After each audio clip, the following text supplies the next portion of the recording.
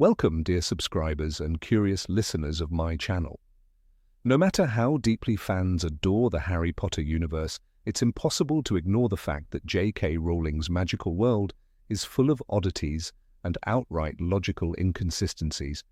They don't ruin the magic of the story, of course, but they do spark curiosity and quite a few uncomfortable questions. Today, we're asking most uncomfortable questions, from the peculiar school system to absurdities in magic itself. Enjoy the video. Number 1. Why is the Hogwarts curriculum so strange? At first, the Hogwarts curriculum looks like every teenager's dream. Potions, transfiguration, defense against the dark arts, divination. But the deeper you read, the more questions arise. Why isn't there any mention of math, basic literacy, or economics in a magical school? Why don't they teach resource management, given that they have their own currency and banking system? Some subjects, like care of magical creatures or divination, feel more like optional hobbies than essentials. They could easily be replaced by logic, magical law, ethics, or at least self-defense. So students wouldn't have to rely on a mother's love like Molly Weasley did during her duel with Bellatrix. Number 2. So how many students are actually at Hogwarts? When Harry arrived at Hogwarts, he was sorted into Gryffindor and shared a dormitory with 4 other boys. Assuming the girls had a similar setup, that's 9 students per house per year. With 4 houses and 7 years of study, that makes around 250 students in total. Yet Rowling once said that Hogwarts had about 1,000 students, so where are the rest?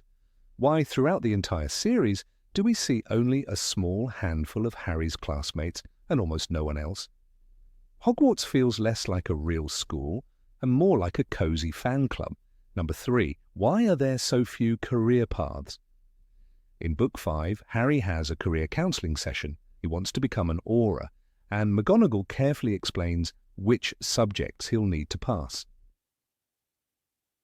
But take a step back. Where can Hogwarts graduates even go? The Ministry of Magic, teaching, Quidditch, St. Mungo's Hospital, and maybe a private business like the Weasley Twins shop. That's it.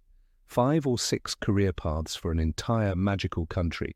It makes the British wizarding world look like a narrow, bureaucratic structure with an extremely low career ceiling. Considering how talented wizards are, that's not just strange, it's disappointing. Number 4. Why wasn't the Unbreakable vow used all the time? The Unbreakable vow is a magical oath. Break it, and you die. We only see it once in Book 6, when Snape promises to help Draco. But why didn't paranoid Voldemort make all of his followers swear such a vow? Why doesn't the Ministry of Magic use it for oaths or contracts? Even in everyday life, it could solve tons of problems, from marriage agreements to business deals. There's no answer. Instead of this universal tool of trust, wizards rely on fear and moral obligations. Number 5. Why are so many magical objects useless? The wizarding world is full of amazing artifacts. The Weasley clock shows where each family member is. The pensieve lets you experience someone else's memories. Tents are magically enlarged into mansions. But they still use quills, scrolls, useless remembrals, and unreliable sneakoscopes. In a world where you can regrow bones with a potion, students still lug around giant bags of books. Magic here isn't used to improve life, it's more like a decorative spice. And that makes the world of Hogwarts seem less logical than it first appears.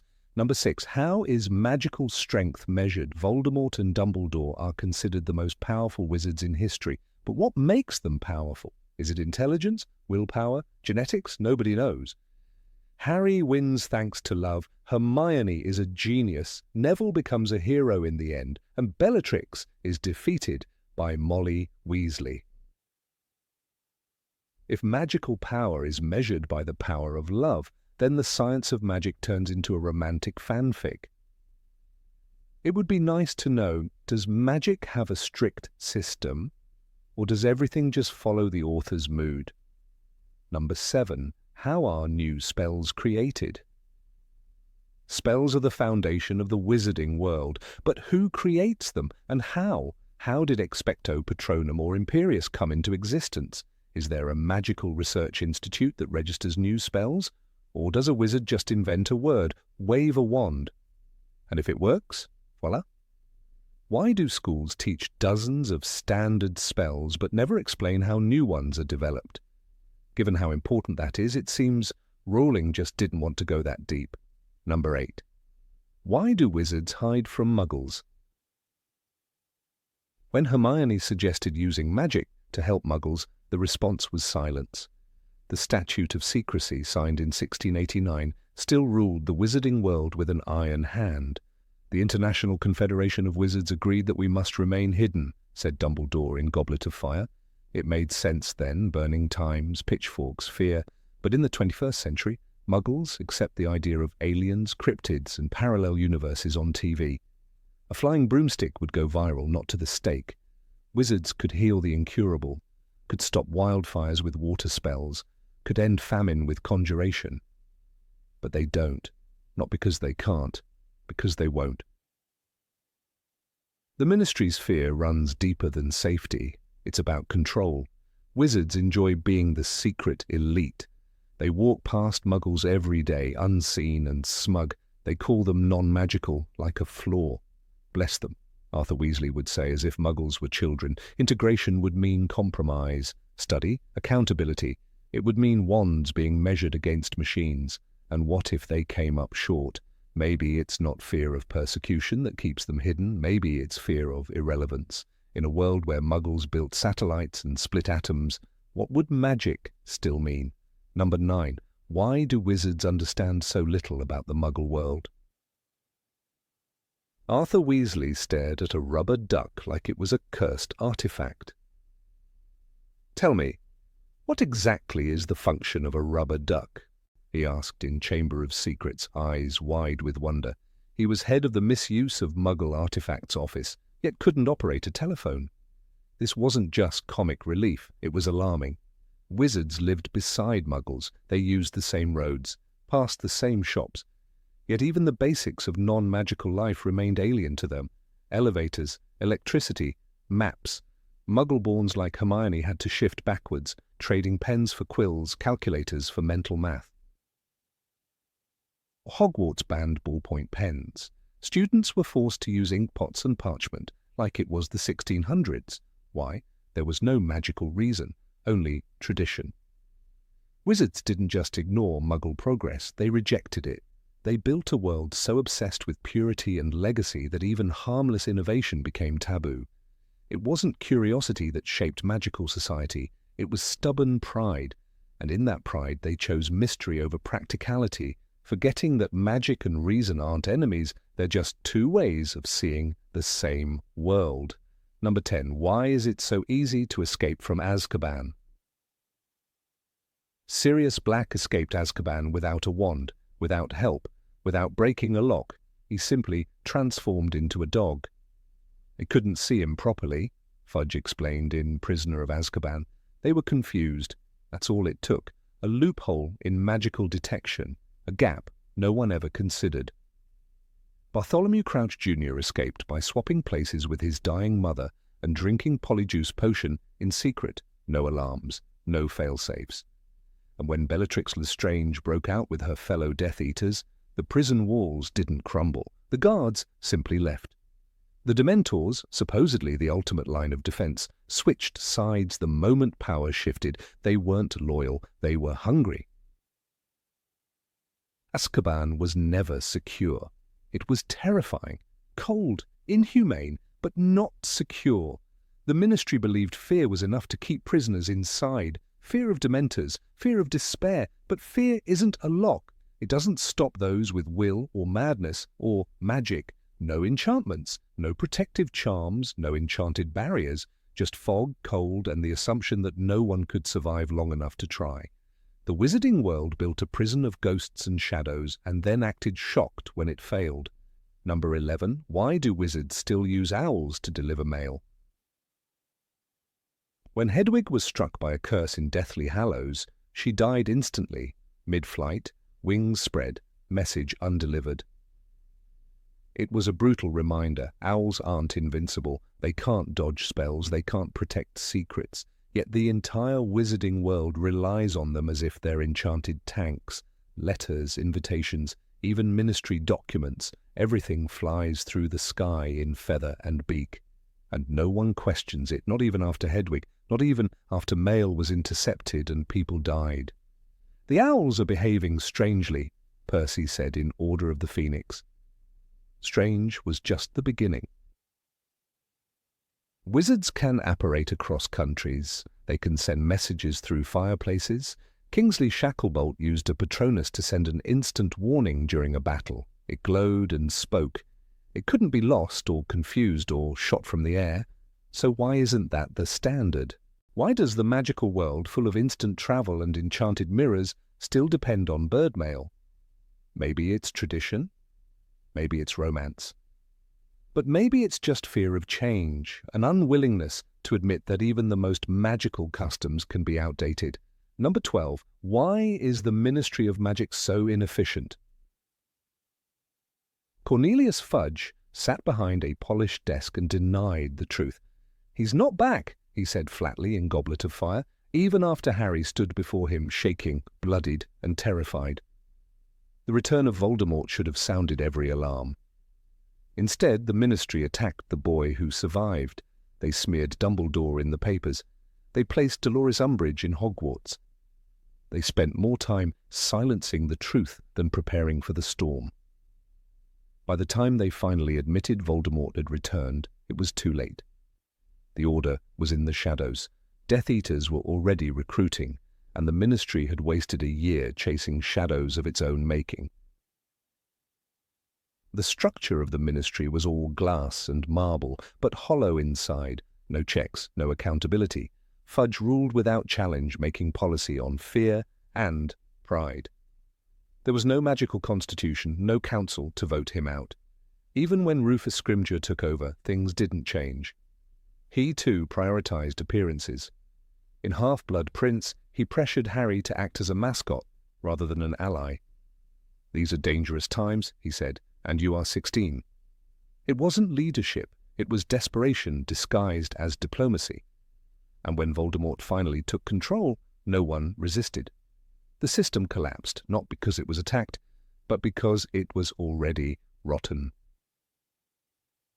The Ministry never recovered from its cowardice. Even after the war, we hear little of reform. No laws changed, no departments rebuilt, no justice for those imprisoned without trial. The very institution meant to protect the wizarding world had nearly destroyed it. But still, it stood, tall, proud, and uncorrected, as if pretending nothing happened would erase what did. And in that silence, you can hear the most dangerous spell of all, forgetfulness. Number 13. Why are werewolves and other beings so heavily discriminated against? Remus Lupin stood in front of the class, calm, kind, and brilliant. He was the only defense against the dark arts teacher the students ever truly loved. "Professor Lupin's the best teacher we've had," said Hermione in Prisoner of Azkaban. "He taught Harry the Patronus charm. He brought confidence to Neville. He treated every student with patience and respect. And yet the moment his secret came out, that he was a werewolf, he resigned. No trial, no chance, just silence and shame. Not because he had harmed anyone, but because the parents would panic, because the word werewolf was enough. It didn't matter that he drank the wolfsbane potion. It didn't matter that he had complete control. The magical world didn't care. They saw him as dangerous, unstable, unclean. Fenrir Greyback, a truly vicious werewolf, was lumped in the same category as Remus. No distinction. "Werewolves are just monsters," said Umbridge, echoing the beliefs of the Ministry. Lupin couldn't get a job. He lived in poverty. He hid. Even Dumbledore, for all his wisdom, only gave him a chance in secret. The system wasn't built for second chances. It was built to keep people like him out.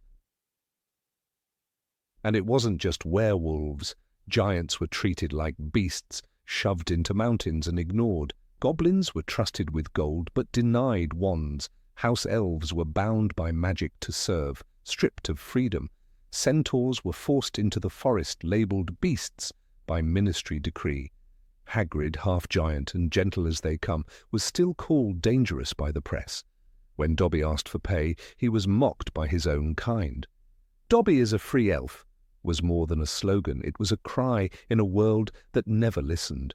The ministry wrote laws that protected property, not people. Wizards celebrated diversity when it was safe. They clapped for unity during war, but turned away in peace. The hypocrisy ran deep. They preached justice, yet let fear write their policies. They had the power to build bridges, but kept raising walls. Why did no one in power stand up for Remus? Why didn't anyone reform laws or fight for equality? Not even after the war, not even after he gave his life. In the end, the magical world remained comfortable in its prejudice, and no spell could hide the truth behind that.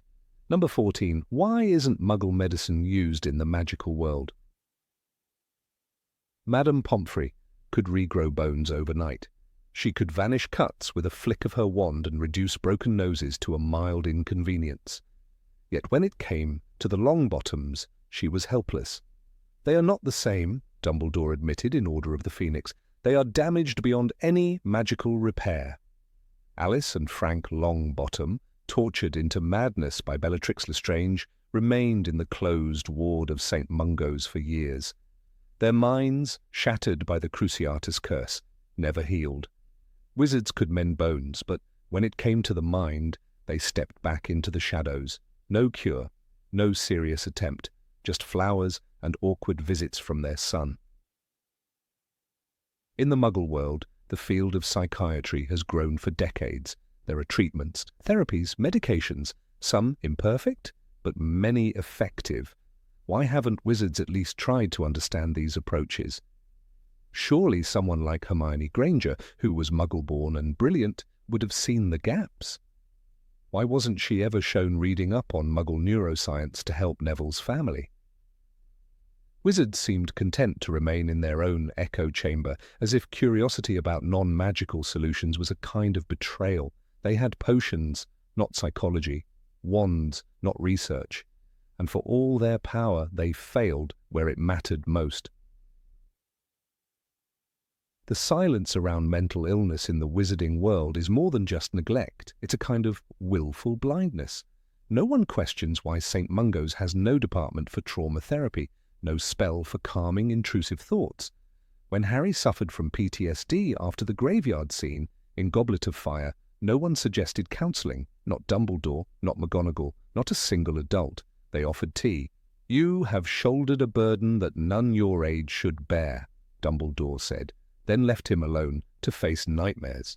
Not once did anyone speak of healing the mind. It's as if progress frightens them, as if borrowing from Muggle science would somehow unravel the illusion of magical superiority. And so they cling to centuries-old practices, shunning anything that smells of electricity or reason. Meanwhile, countless lives are lost or broken, not by lack of power, but by lack of humility. Magic isn't enough when the world is changing, and the longer the wizarding world pretends it doesn't need help, the more it proves how desperately it does. Number 15. Why doesn't the education system take students' abilities into account? At the heart of Hogwarts' grandeur, its moving staircases, whispering portraits, and ancient magic, lies a structure as rigid as the castle's stone walls, its education system. Every 11-year-old witch or wizard who walks through those great oak doors is funneled into a curriculum that, despite its enchanting packaging, is strikingly one-size-fits-all. The sorting hat may claim to peer into one's soul, yet once sorted, a Gryffindor with a gift for magical creatures and a Ravenclaw born for the intricacies of spell construction still face identical lessons, identical exams, and identical expectations. In this magical utopia of possibility, the strangest absence is that of choice. It is a question that lingers in the shadows of every corridor. Why does the wizarding education system not account for the unique strengths and interests of its students? Take Neville Longbottom, a student whose struggles in potions became the butt of jokes, often emphasized by Snape's disdain. Yet the same boy bloomed in herbology, eventually earning recognition from Professor Sprout herself and going on to become a professor of the subject. "He's not stupid," said Lupin once, "he just needs encouragement." But that encouragement was slow to come in a system that gave him no avenue to prioritize his natural talent. Until his 7th year, Neville was expected to brew potions, decipher star charts, and study divination with equal seriousness, even as he continually failed some and excelled in others. Why was there never a path that allowed him to dig deeper into herbology, to specialize, to thrive? Hermione Granger's excellence across subjects seemed to validate the structure, until one realizes that she succeeded despite the system, not because of it. She used a time-turner in her 3rd year to take more classes, desperate not to miss a single piece of knowledge. But this desperation masked a deeper issue. Hogwarts doesn't allow students to build depth in one field. Hermione's interest in house elf rites, magical lore, or runes never translated into a focused path. She had to pursue everything herself outside the classroom. And when she eventually worked for the ministry, it wasn't due to any legal education Hogwarts provided. It was because she was Hermione. How many students had the same drive, but not the means? The case of Fred and George Weasley is equally telling. They were innovators, inventors, entrepreneurs, the kinds of minds any Muggle school would nurture in tech or engineering tracks. Yet at Hogwarts they barely scraped by in formal classes. Their genius shone outside the curriculum, self-made spells, joke products with complex magical properties, and a shop that rivaled Zonko's. No teacher ever guided them toward enchanting theory or artifact construction. In fact, their brilliance bloomed after they dropped out. What does it say about an educational system when its most successful inventors are its dropouts? There is a haunting silence around the concept of vocational preparation in the wizarding world. Healers at St. Mungo's, curse breakers for Gringotts, auras, magical architects, none are trained at Hogwarts. At best, there is vague mention of post-OWL pathways. Professor McGonagall once informed Harry that aura training would require 5 newts at grade E or above. But that wasn't guidance. That wasn't preparation. That was a barrier. No elective courses in magical law enforcement. No advanced classes in forensic spell work. Just a flat requirement thrown at 16-year-olds. In a world as dangerous and complex as theirs, that seems dangerously irresponsible. Consider Luna Lovegood, a Ravenclaw whose whimsical thinking masked a deep intuitive understanding of magical creatures and abstract magical concepts. Her interests were dismissed by most of her peers, and even her professors offered little validation. Yet Luna later became a magizoologist, a field Hogwarts never mentions by name. The Care of Magical Creatures course was for her a lifeline, but it was only one class among many, and its focus remained narrow. Where was the advanced study, the deep dives into magical ecosystems or interspecies magical ethics? Luna's success was a testament to her imagination, not her schooling. Hogwarts' approach to education is eerily traditional, rigid to the point of being archaic.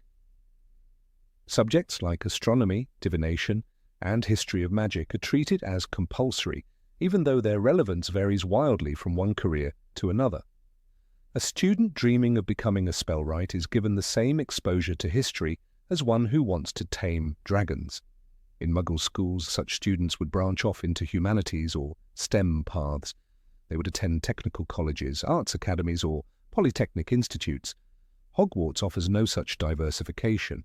The magical world prides itself on difference, but when it comes to education, it enforces uniformity. The case of Severus Snape highlights the paradox further. A man whose knowledge of potion-making was so advanced that he rewrote his own textbook and invented spells, and yet he was once merely a student like all others, forced to take subjects he neither enjoyed nor required. Imagine what Snape could have achieved had he been given access to an advanced alchemical course or an apprenticeship with a potions master during school years. Hogwarts did not mold Snape into what he became. His brilliance was self-made, forged through bitterness and solitude outside the standard curriculum. Phileas Flitwick, the Charms Master, is another example. A dueling champion and a spell theorist, he is among the few adult wizards known for technical excellence. But did Hogwarts make him into that? Or was he, like so many others, an outlier, someone who excelled because of a passion that had little to do with his early lessons? We hear of no program that helps students develop new spells, no elective for creative magic. Charms class remained static, Wingardium Leviosa in Year 1, summoning charms in Year 4, and little room to explore innovation. Number 16. Why is magical history never studied critically? In the cold, echoing halls of Hogwarts, where portraits whispered secrets and staircases shifted with mischief, there was one classroom that even the most daring Gryffindors dreaded, not for the curses or hexes, but for the sheer monotony that sucked the life out of learning. History of magic, taught by the ghostly Professor Cuthbert Binns, had become a symbol of the magical world's greatest paradox, an ancient, powerful society that refused to examine its own past with the clarity it demanded of its spell work. Binns drifted through walls, muttering names and dates like a broken clock, indifferent to the vacant stares and drooping heads of his students. Yet beneath his droning lectures lay a history soaked in blood, betrayal, and unchecked power, one that begged to be studied, questioned, and understood. Hogwarts, a school that prided itself on shaping the magical minds of Britain, had relegated the study of its own world's history to a dead man who hadn't updated his notes in a century. When Hermione Granger, the brightest witch of her age, found herself struggling to stay awake in Binns' class, it wasn't due to a lack of interest in learning. It was the lifelessness of the teaching, the refusal to engage, the absence of interpretation. "Honestly," she once said, frustrated, "he's been teaching the same notes for centuries. Doesn't he even realize there's more to history than names and dates?" The real tragedy, however, was that no one else seemed to care. The magical world carried on, comfortable in its ignorance, unwilling to confront the shadows lurking in its past. There was no chapter in Binns's lectures about how Gellert Grindelwald, once a Hogwarts student expelled for dark experiments, nearly brought the world to its knees in the 1940s. No exploration of how his ideas, pure blood supremacy, the subjugation of Muggles, the seductive call of "for the greater good," managed to attract thousands of followers. No effort to understand how the wizarding world allowed such a threat to grow under its very nose. Grindelwald was discussed, when mentioned at all, as a historical fact, defeated in 1945 by Dumbledore, end of story. But history is not about endings. It is about how evil begins, how it spreads, and how a society chooses to ignore it until it's too late. The silence around Grindelwald becomes all the more chilling when one considers how quickly Voldemort rose to power decades later. Tom Riddle walked the very same corridors, sat in the same classrooms, charmed the same professors. And yet not one teacher, not even Binns, noticed the patterns repeating. The wizarding world had learned nothing. Voldemort's ideology, like Grindelwald's, fed off the same rot: blood purity, fear, and silence. And Hogwarts, the supposed bastion of magical knowledge, failed to equip its students with the critical tools to recognize it. Instead of investigating how history shaped these monsters, students were lulled into apathy by the ghostly recitation of goblin rebellions. In Harry Potter and the Order of the Phoenix, Hermione notes how educational reform is resisted within the magical world, saying, "You know what the problem is? The Ministry would rather have us tame and stupid than educated and aware." And it's true. After Voldemort's return, instead of encouraging open dialogue and historical context, the Ministry installed Dolores Umbridge, a woman who denied truth itself and punished students for asking questions. She embodied everything wrong with magical education: control over curiosity, censorship over confrontation. Why didn't this prompt a re-evaluation of the history of magic curriculum? Why did bins continue as though nothing had happened? It's not as though the students didn't have questions. When Harry returned from the graveyard in Goblet of Fire, after witnessing the resurrection of Voldemort, the castle buzzed with unease. And yet there was no class that helped them process what it meant, no forum to analyze how dark wizards gain followers, how societies collapse under authoritarian pressure, how power manipulates fear. The magical world had been warned once, it had been scarred again. But it refused to remember in any way that mattered. Its history was frozen in Bin's transparent hands, untouched by pain or reflection. Perhaps the most damning evidence of this failure is the way in which magical history continues to ignore the systemic flaws within its own institutions. Take, for instance, the corrupt practices within the Wizengamot, the judicial body that wrongfully imprisoned Sirius Black without a trial or tried to brand Harry Potter a liar for speaking truth. These events are not taught to future generations. They are buried, dismissed, or sanitized. No history of magic student reads about the abuses of power in Azkaban, or the exploitation of house elves, or the marginalization of werewolves like Remus Lupin. There is no discussion of how policies shaped suffering. How can change happen when memory is distorted? Even within the very walls of Hogwarts, history is selectively preserved. The founding of the school itself, an epic tale of 4 visionaries, Godric Gryffindor, Helga Hufflepuff, Rowena Ravenclaw, and Salazar Slytherin, should offer endless discussions about ethics, legacy, and division. But instead, the story is reduced to a fairy tale. Slytherin's descent into blood purity is treated as a distant myth rather than a foundational fracture. His creation of the Chamber of Secrets and the housing of a deadly basilisk to murder Muggleborns is not part of the core curriculum. Why is it not mandatory to reflect on this dark legacy, to ask how prejudice was woven into the school's bricks? When Ginny Weasley was possessed and nearly killed in the very same chamber during the Chamber of Secrets, there was no school-wide investigation into how such a thing was allowed to happen again. There was no inquiry into the ethics of hiding dangerous secrets beneath a school, no re-evaluation of Slytherin's place in the institution. Just silence. Students returned to class, Binns continued his droning, and the cycle of magical ignorance spun once more. Number 17, why are house elves still treated as slaves?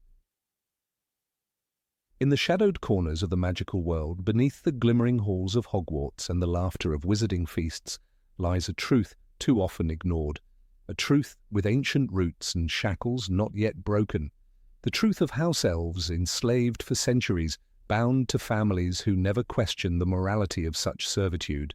They polish, cook, clean, and punish themselves for disobedience, all without pay, all without choice. The wizarding world, proud of its resistance against evil, seems curiously silent on this domestic darkness. One cannot help but wonder, why is slavery still accepted in a society that prides itself on enlightenment and justice? Dobby was the first house elf most readers encountered, a trembling, wide-eyed creature who spoke in fearful tones and punished himself for minor misdeeds.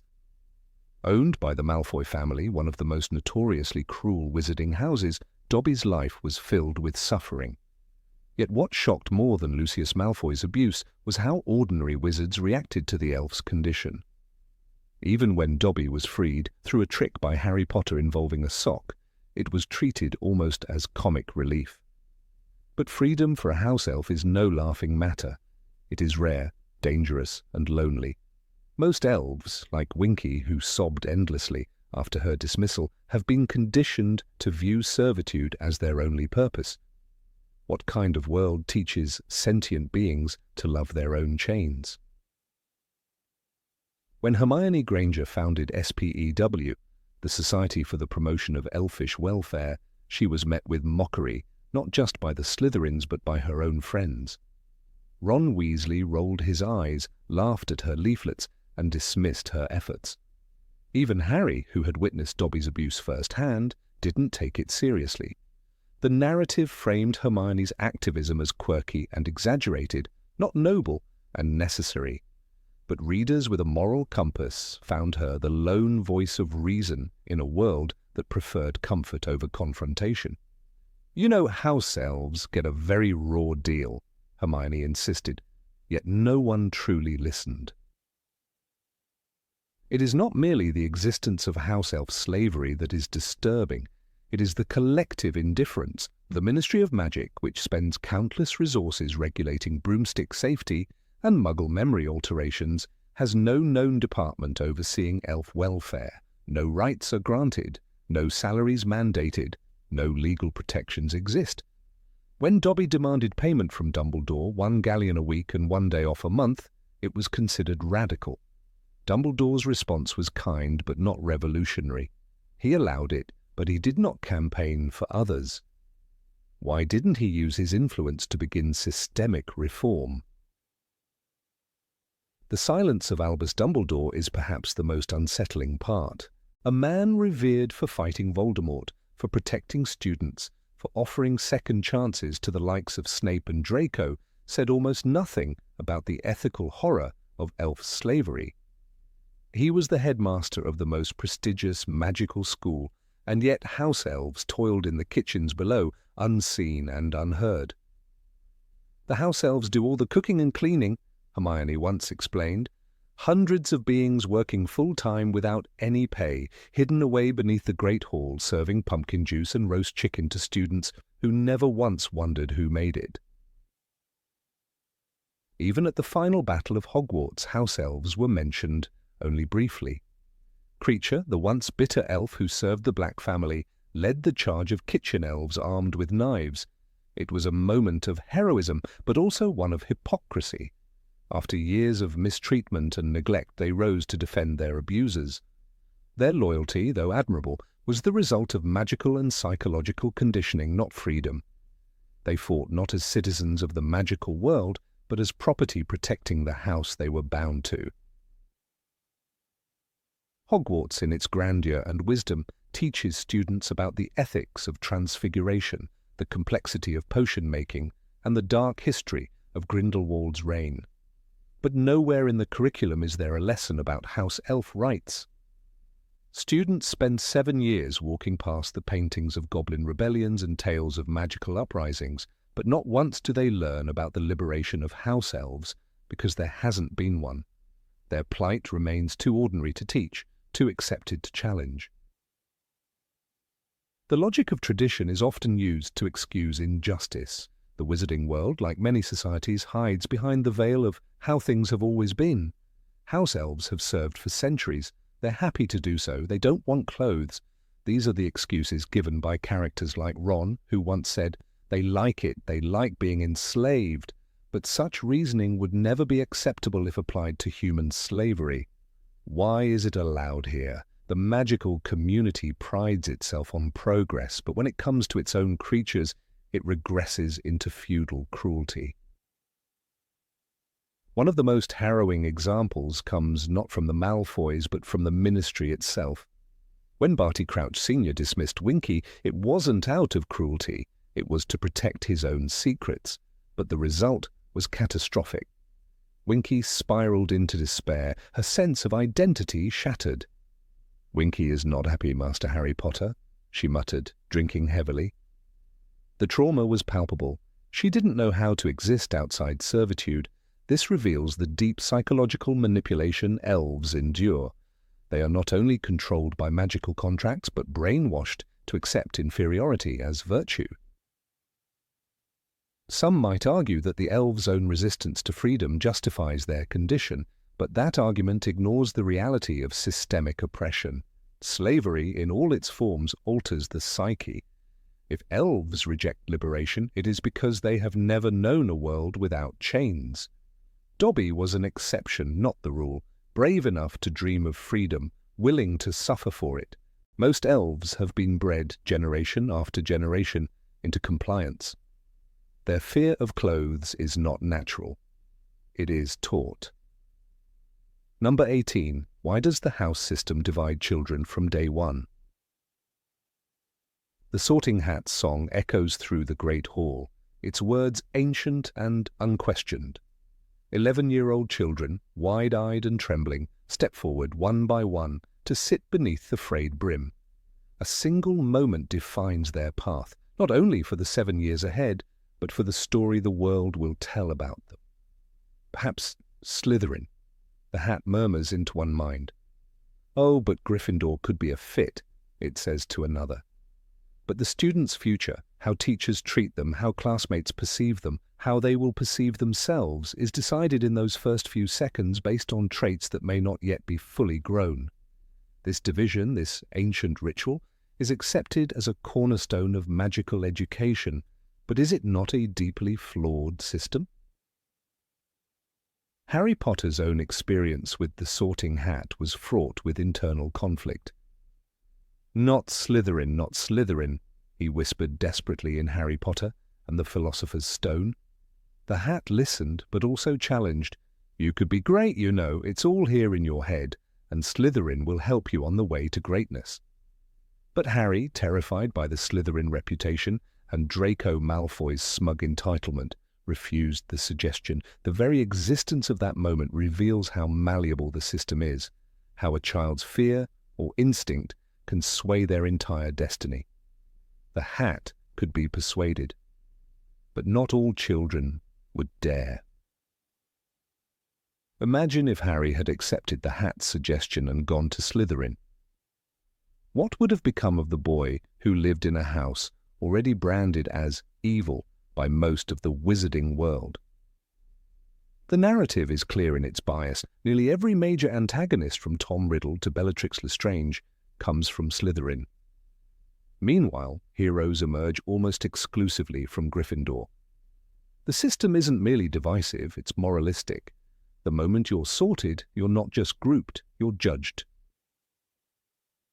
It's not surprising that Hermione Granger, with a brain sharper than most adults, is sorted into Gryffindor instead of Ravenclaw. She herself once questioned it, even calling the hat's choice a mistake in Order of the Phoenix. Her bravery, however, ultimately justified the placement. But what if she had been given more time to grow? What if she had discovered her inner courage only after years of academic study? The system presumes that bravery or ambition or loyalty or wit are dominant at age 11 and that they will remain so. Yet human beings are anything but fixed. The personality of a child can shift dramatically between ages 11 and 17. The Sorting Hat has no way to account for that. Neville Longbottom is another painful example. Labelled a Gryffindor, he initially fails to meet the house's expectations. Awkward, forgetful, and deeply insecure, Neville spends much of his early years in the shadow of his housemates. It's only in Deathly Hallows that his courage truly shines, standing up to Voldemort himself in the final battle. So when was Neville really a Gryffindor? At 11, when he could barely perform a simple spell? Or at 17, when he became a symbol of resistance? The truth is, the Sorting Hat couldn't have known who he'd become, and yet it claimed to. Slytherin students bear the heaviest burden of all. From the start, they're whispered about, eyed warily, even by teachers. In Chamber of Secrets, Snape's clear favoritism is one side of the coin, but on the other is McGonagall's sharp disdain. Hagrid tells Harry outright, there's not a single witch or wizard who went bad who wasn't in Slytherin. A lie, of course. Peter Pettigrew proves that. But this statement reveals the systemic prejudice baked into the institution. Children sorted into Slytherin absorb this reputation. Some rebel against it. Others, like Draco Malfoy, embrace it. Draco is a character shaped almost entirely by his house. The moment he's sorted, his identity is cemented in the minds of others. He plays the villain not just out of personal belief, but because that's what's expected of him. He wears arrogance and cruelty like a uniform. But his moments of doubt, his trembling hand in Half-Blood Prince, his reluctance to kill Dumbledore hint at a complexity that the house system doesn't accommodate. What if Draco had been in Hufflepuff or Ravenclaw? Would he have grown into something different? The house system doesn't simply divide students, it creates echo chambers. Gryffindors live with Gryffindors, Slytherins share dormitories only with other Slytherins. There are no opportunities for deep, daily contact with students from other houses. Rivalries are not discouraged, they're celebrated. House Cup competitions, Quidditch matches, even point deductions. Everything is designed to reinforce separation. Students are encouraged to identify first with house, not school. The community of Hogwarts is thus fractured by design. And when tensions rise, when the threat of Voldemort returns, the house divides become dangerous. In Order of the Phoenix, when the school splits over whether Harry is telling the truth, the divide falls largely along house lines. Slytherins mock and isolate him. Gryffindors, Hufflepuffs and Ravenclaws rally or at least listen. This isn't just about personal belief, it's about years of social conditioning. If a system teaches students that their housemates are their only allies, then naturally when crisis comes, trust fails. Even Dumbledore, wise as he is, does little to change this system. He speaks of unity, of love, of the power of choice, but allows a structure to persist that defines identity by early, arbitrary labels. He says, it matters not what someone is born, but what they grow to be, yet the sorting process contradicts this entirely. If growth is what matters, then why are children locked into a box before they've had the chance to evolve? The fact that there is no mechanism for resorting is especially troubling. A student who changes, who no longer aligns with their house's values, is simply expected to conform or suffer. What if a Gryffindor loses their courage after a trauma? What if a Slytherin discovers they value friendship over ambition? The magical world has no answers. The system offers no flexibility.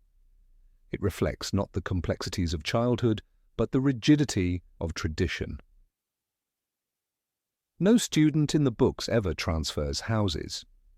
None are allowed to opt out. Even when the sorting hat hesitates, the outcome is final. A hat, a magical relic that admits it sometimes struggles to decide, makes life-altering decisions based on what it reads in a child's head at a single moment in time. As the hat says in Goblet of Fire, I stand by what I said before, you might belong in Gryffindor. But perhaps in Slytherin you'll make your real friends. It offers advice, but no true choice. And choice is at the heart of the human experience. The ability to decide who we are, what we value, where we belong. That's what makes us individuals. In removing that choice, Hogwarts risks creating not a generation of confident witches and wizards, but children trained to fit into boxes they didn't choose. Children who play the role they were given, rather than discovering their own. The lack of self-selection also discourages empathy. When houses become monoliths, Gryffindors are brave, Slytherins are cunning, students begin to see each other as archetypes rather than people. Luna Lovegood, an eccentric Ravenclaw, is mocked by others in her own house. Cedric Diggory, a noble Hufflepuff, is often treated with surprise for being competent. These moments show that even within houses, the stereotypes are stifling. But between houses, they're even more dangerous. This rigid structure breeds not only prejudice, but self-doubt. A child placed in Hufflepuff might wonder, does that mean I'm not smart enough for Ravenclaw, not brave enough for Gryffindor? The house becomes a commentary on their worth, and when adults, teachers, parents, even the media reinforce these ideas, the damage deepens. The sorting hat doesn't just shape academic life, it becomes a mirror in which children define themselves. There's also the problem of legacy. Children from wizarding families are often expected to end up in the same house as their parents. Percy, Fred, George and Ron all land in Gryffindor. The Weasleys joke about being a Gryffindor family. But what if one of them had been sorted elsewhere? Would they have been seen as a disappointment? Tradition, in this case, becomes both comfort and constraint. And then there's Severus Snape, a Slytherin who loved a Gryffindor, a man whose bitterness was born not only from personal heartbreak, but from years of isolation, ridicule, and rejection. His story is a tragic testament to what happens when the house system divides too deeply. The boy who entered Hogwarts with potential left it with a fractured soul, and though he became a hero in the end, his pain began the moment the hat declared Slytherin. The magical world often prides itself on being different, wiser, deeper than the non-magical one, but on this point it falls far behind. In the Muggle world, educators recognize that children need time to explore who they are. Grouping them by interests, strengths, and needs is done carefully, and often with opportunities to change. Hogwarts, by contrast, clings to a medieval model that boxes children in before they know what they want. What if instead the system offered mentorship across houses? What if students could choose their house after a year of shared experiences, or resort every few years as they grow? What if the sorting hat served as a guide rather than a judge? These aren't radical ideas, they're compassionate ones, and they could change lives. But as it stands, the system remains unchanged. Every year, a new line of children faces the same judgment, and every year Hogwarts divides its community before it has the chance to become one.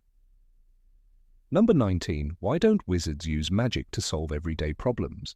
In the world J.K. Rowling created, magic flows like air, omnipresent, potent, endlessly versatile. Yet when one steps into the daily lives of witches and wizards, a paradox emerges that's impossible to ignore. Homes remain cloaked in dust, clothes are washed by hand, cooking is done on stoves older than Dumbledore himself. Even the richest wizards appear to live in a version of the 19th century. It's hard not to notice the glaring contrast between the extraordinary magical feats we see at Hogwarts and the curiously outdated domestic habits practiced in everyday magical households. Consider the Burrow, the beloved home of the Weasley family. It's charming in its own way, stacked with character and warmth, but unmistakably shabby. The clock on the wall doesn't tell time, it tells the locations of the family members, but the dishes are still scrubbed by hand unless someone casts a spell. Molly Weasley cooks enormous meals herself rather than enchanting pots and pans to do so. In Harry Potter and the Chamber of Secrets, she is described waving her wand like a conductor's baton as she directed pots and pans to cook breakfast. It's endearing, yes, but also revealing. She must direct them herself. The magic isn't automated. That raises a deeper question. Why hasn't the wizarding world developed magical equivalents to basic household appliances? Why are there no permanent enchantments that keep a house clean or regulate its temperature? In a world where spells can regrow bones overnight and repair shattered eyeglasses with a flick of a wand, it's baffling that magical homes suffer from the same dust, cold, and clutter as non-magical ones. Arthur Weasley is obsessed with how Muggles use electricity, but there is no magical substitute for a heater or washing machine that functions without constant supervision. One would think the wizarding community would long ago have solved such mundane problems with some elegant charm. Hogwarts itself, an ancient seat of magical learning, offers another example. Despite its grandeur, the castle is filled with flickering torches, draughty hallways and bathrooms that could rival the worst of medieval Europe. Moaning Myrtle haunts one such toilet, and while her ghostly presence is unique, the plumbing is not. In Harry Potter and the Chamber of Secrets, the entrance to the chamber lies behind a sink, one with rusty taps and cracked porcelain. No modern comforts, no magical upgrades. Even Professor McGonagall's office feels like something out of a forgotten century, lined with shelves and parchment, absent of even the simplest magical conveniences. And yet these are people who can transfigure teacups into turtles. Wizards can apparate across the world in seconds. They can conjure food from thin air, heal deep wounds, and manipulate time. In Harry Potter and the Prisoner of Azkaban, Hermione uses a time turner to attend multiple classes at once. Time, the very fabric of existence, bends to their will. But when it comes to cleaning a rug or lighting a room, they're oddly inefficient. candles, hearth fires, and elbow grease remain staples of magical domestic life. The question then becomes not what magic can do, but why it isn't used for the obvious. One possible explanation lies in the cultural fabric of the wizarding world. Tradition, after all, governs much of what witches and wizards hold dear. From the ancient sorting ceremony to the archaic dress code enforced at Hogwarts, the magical community seems stubbornly nostalgic. Wizards cling to customs with a ferocity that borders on superstition. The disdain for Muggle technology is not born from ignorance alone. It is cultivated, passed down through generations as a badge of purity.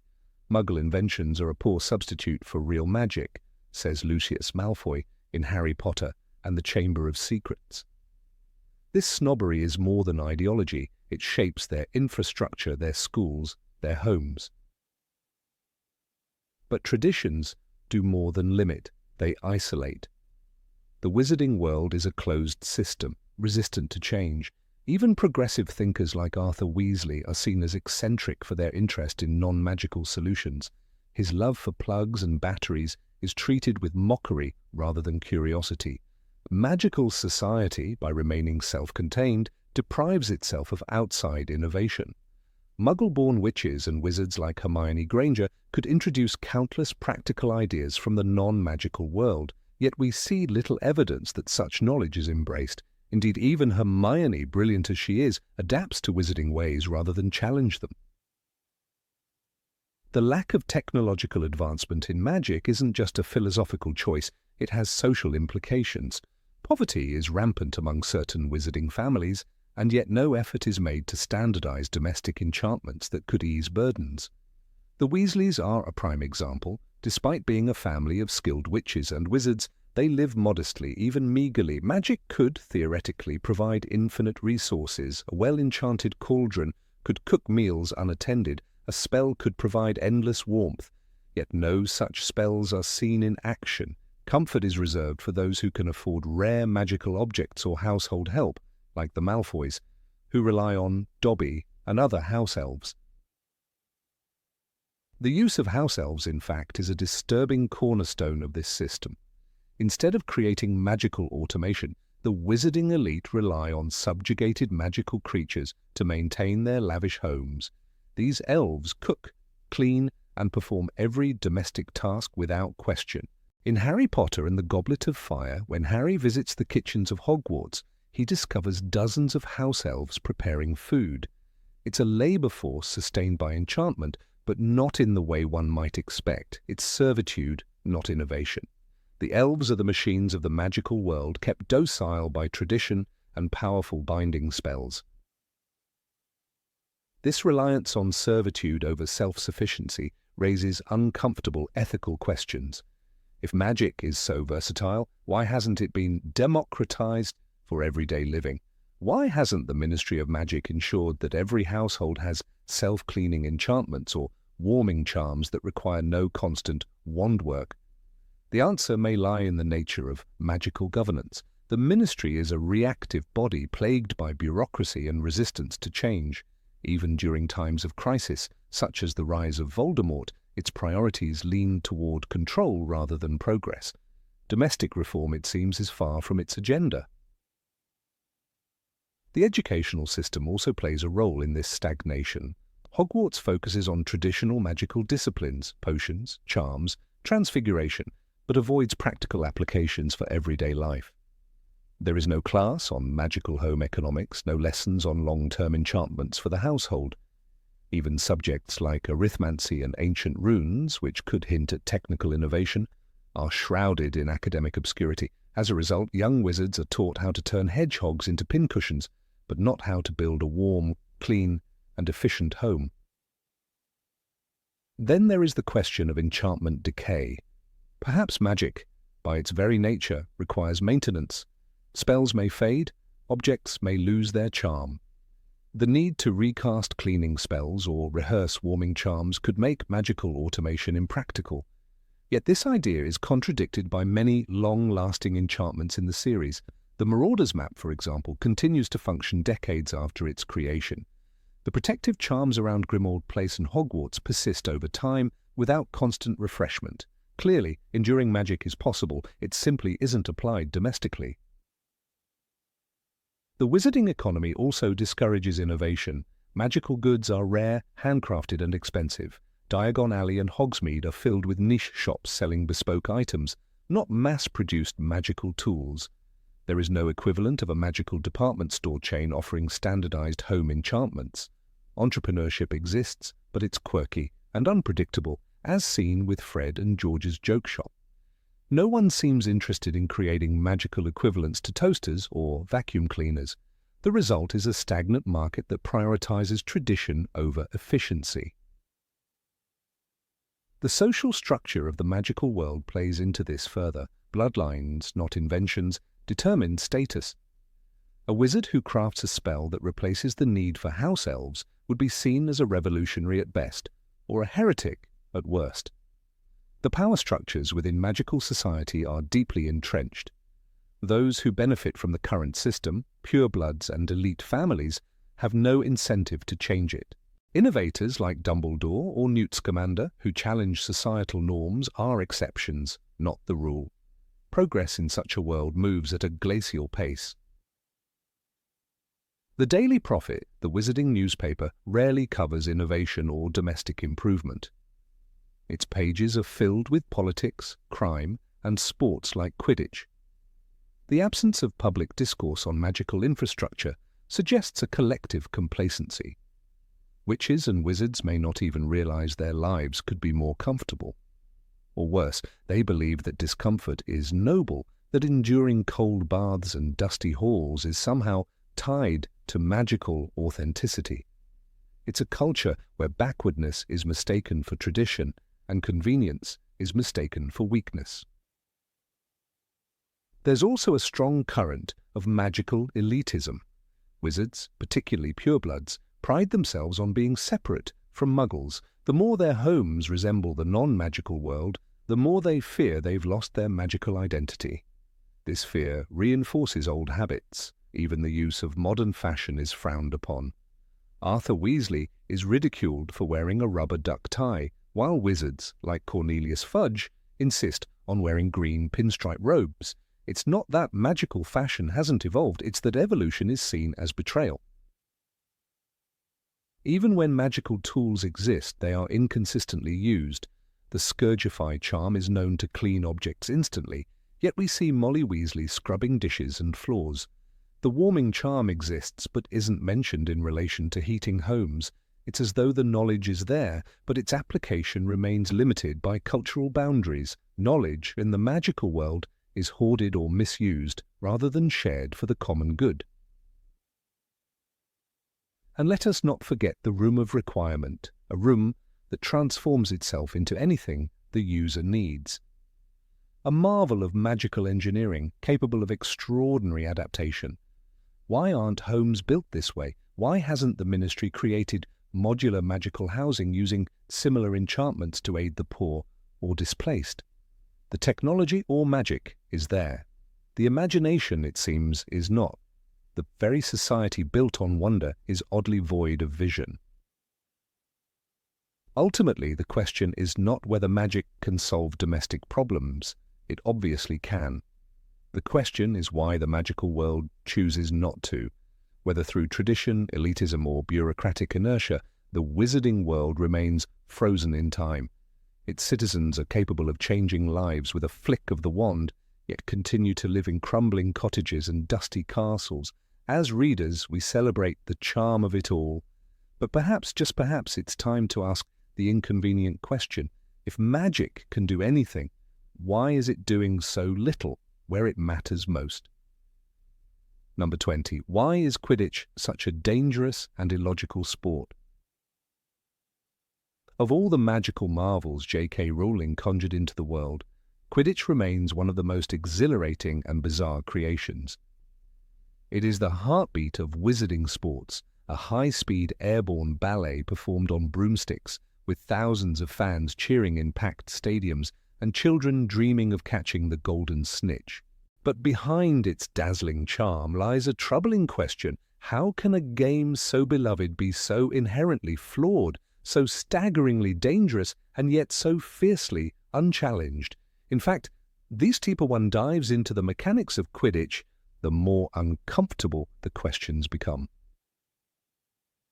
Let's start with the golden snitch, that elusive winged sphere, worth an astronomical 150 points. Its capture not only ends the game, but almost always decides the winner. Consider the 1994 Quidditch World Cup between Ireland and Bulgaria. Despite Victor Crumb, a seeker described as one of the best in the wizarding world, catching the snitch, Bulgaria still lost. The Irish team led by more than 150 points at the moment of capture, rendering Crumb's athletic brilliance strategically useless. This rare outcome proves the absurdity of a rule that undermines teamwork and skews the balance of the game entirely in favour of one player. In Hogwarts, the issue becomes even more transparent. During Harry Potter's first ever match, Gryffindor versus Slytherin, Harry manages to catch the snitch in an accidental mouth dive after a broken broomstick sends him into a nosedive. Gryffindor wins, but was there any real contribution from the rest of the team? Did the chasers' goals, did Oliver Wood's saves as keeper, did Fred and George's beating matter at all in that moment? The seeker's role eclipses everyone else, which makes the other players, 6 out of 7 per team, feel more like background characters in a play staged for 1 star. If Quidditch were real, sports strategists would tear it apart. Imagine a soccer game where one hidden ball, if found, grants 15 goals and ends the match instantly. No coach would tolerate it. Yet the wizarding world not only tolerates it, they canonize it. They immortalize seekers in chocolate frog cards. They erect statues of snitch catchers. No glory is spared for the beaters who block iron balls moving at lethal speeds. No honor for the keepers who throw themselves in front of hurtling quaffles. Everything in the end is for the seeker. And what of safety? The wizarding world seems curiously indifferent to bodily harm. The bludgers, bewitched balls enchanted to attack players at random, are described as vicious in the books. They bruise, they break bones, they knock players unconscious. In Harry Potter and the Chamber of Secrets, one of them is hexed to chase Harry non-stop until it breaks his arm. Gilderoy Lockhart, in a moment of incompetence, removes all the bones in Harry's limb. This isn't a game, it's an airborne battlefield. And the players? Children. 14-year-olds tossed into the sky to duel with murderously aggressive balls while dodging altitude-induced concussions. There is no mention in the books of protective enchantments. There are no helmets, no magical shields, no emergency cushioning charms that activate on impact. Even Muggle sports mandate safety: helmets in American football, pads in hockey, mouthguards in rugby. But in Quidditch, there is only the broomstick between life and death. And as seen in the many hospital wing scenes scattered throughout the series, the price of participation is often broken ribs, concussed heads, and, on occasion, vanished bones. This raises a crucial contradiction in Hogwarts' value system. Students are prohibited from going to Hogsmeade without signed permission slips. They're forbidden from entering the Forbidden Forest unless supervised. Harry is nearly expelled for flying a broom without authorization. Yet those same students are encouraged, sometimes forced, into a sport that regularly ends with them hospitalized. How does Dumbledore, a man known for championing student safety and welfare, permit such recklessness? The answer, it seems, lies in tradition, and tradition in the magical world is as unshakable as dragonhide. Even the Quidditch Cup itself is treated as sacred. House points fluctuate on a whim based on classroom behavior or favoritism, but the Quidditch Cup, that is won with blood, sweat, and broken fingers. McGonagall herself is a passionate supporter, going so far as to override school policies to ensure Harry joins the team as a first year. She does not hesitate. The stakes, even at school level, are unreasonably high. The game is not just a pastime, it is a symbol of house pride, identity, even morality. Rowling may have modelled Quidditch on Muggle sports. There are elements of rugby, polo, and basketball, but she distorted the logic that governs competition. In real sports, rules exist to ensure fairness and safety. Points are distributed with strategy in mind. Games end when one side achieves a goal or runs out of time. Quidditch, by contrast, has no time limit. A match can go on for weeks, as noted in Quidditch Through the Ages. One legendary game lasted 6 months. Players rotated in shifts. Spectators camped out. 2 died of exhaustion. That is not a sustainable system. It is a parody of one. The flaws don't end there. Consider the structure. 3 chasers try to score with the quaffle, worth 10 points per goal. 2 beaters defend them using clubs against bludgers. A keeper guards the hoops, and then the seeker, whose only job is to catch the snitch. But the snitch is so disproportionately valuable that the quaffle almost doesn't matter. Why not simply have seekers duel for the snitch and skip the rest? The game's design undermines its own complexity. It celebrates diversity of roles but renders most of them irrelevant in practice. And what of gender and size disparities? In Muggle sports, leagues are divided by age and gender to account for physical development. But Hogwarts throws everyone into the same sky. There's no indication that the teams are matched by skill or physicality. When first-year Harry joins the Gryffindor team, he's pitted against 6th and 7th years. He is, as Wood says, born to be a seeker, but even that doesn't negate the sheer imbalance. This lack of regulation would be considered negligence anywhere else. Furthermore, there's a grotesque normalization of injury. In Order of the Phoenix, Ron is tormented by Slytherins for his poor performance as keeper. They compose a humiliating chant. He suffers not only from the physical strain of the position, but also psychological abuse. And what does the school do? Nothing. There's no mention of mental health support, no counselor's office, no referee intervention. Sportsmanship is drowned in rivalry, and abuse is brushed off as schoolyard banter. Even professional Quidditch does little to clean up the sport. In Goblet of Fire, Ludo Bagman boasts of his past as a beater for the Wimborne Wasps. He was something of a show-off and was eventually accused of illegal betting. Corruption bleeds into the sport, and yet the wizarding public turns a blind eye. Quidditch is not just dangerous, it is also morally murky. It provides heroes and headlines, but rarely accountability. And consider Madame Hooch, the flying instructor. She is introduced as a strict but competent adult, yet her supervision during matches is either inconsistent or absent. When Harry's broom is jinxed in Chamber of Secrets, no one notices until Hermione acts on her own. What kind of oversight allows a child's broom to be sabotaged mid-air without detection? In Muggle aviation, even a bird strike is considered a catastrophic event. In Hogwarts, sabotage is business as usual. The symbolism of Quidditch is also troubling. It glorifies the individual over the collective.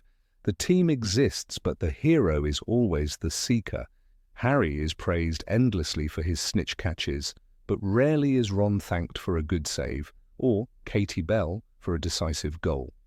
The seeker's triumph erases the team's efforts. This perpetuates a culture of individualism, something deeply at odds with the themes of unity and friendship that Rowling emphasizes elsewhere. The game also reinforces class hierarchies. Broomsticks matter a lot. When Harry receives a Nimbus 2000, it is described as the best broom there is. Draco Malfoy manipulates his way onto the Slytherin team by buying Nimbus 2001s for everyone. Ron, flying a clean sweep 11, is mocked. The quality of one's broom directly influences performance. This introduces an economic barrier to success. In a society where magic is supposed to level the playing field, Quidditch becomes a mirror of class inequality. And finally, there's the issue of magical ethics. What's to prevent players from using subtle enchantments during a match? Polyjuice Potion, Confundus Charms, even subtle jinxes could be used without detection. The books mention anti-cheating spells, but they're never elaborated on. During the Triwizard Tournament, enchantments were closely monitored, but in Quidditch, trust and tradition seem to be the only safeguards. It's naive at best, dangerous at worst.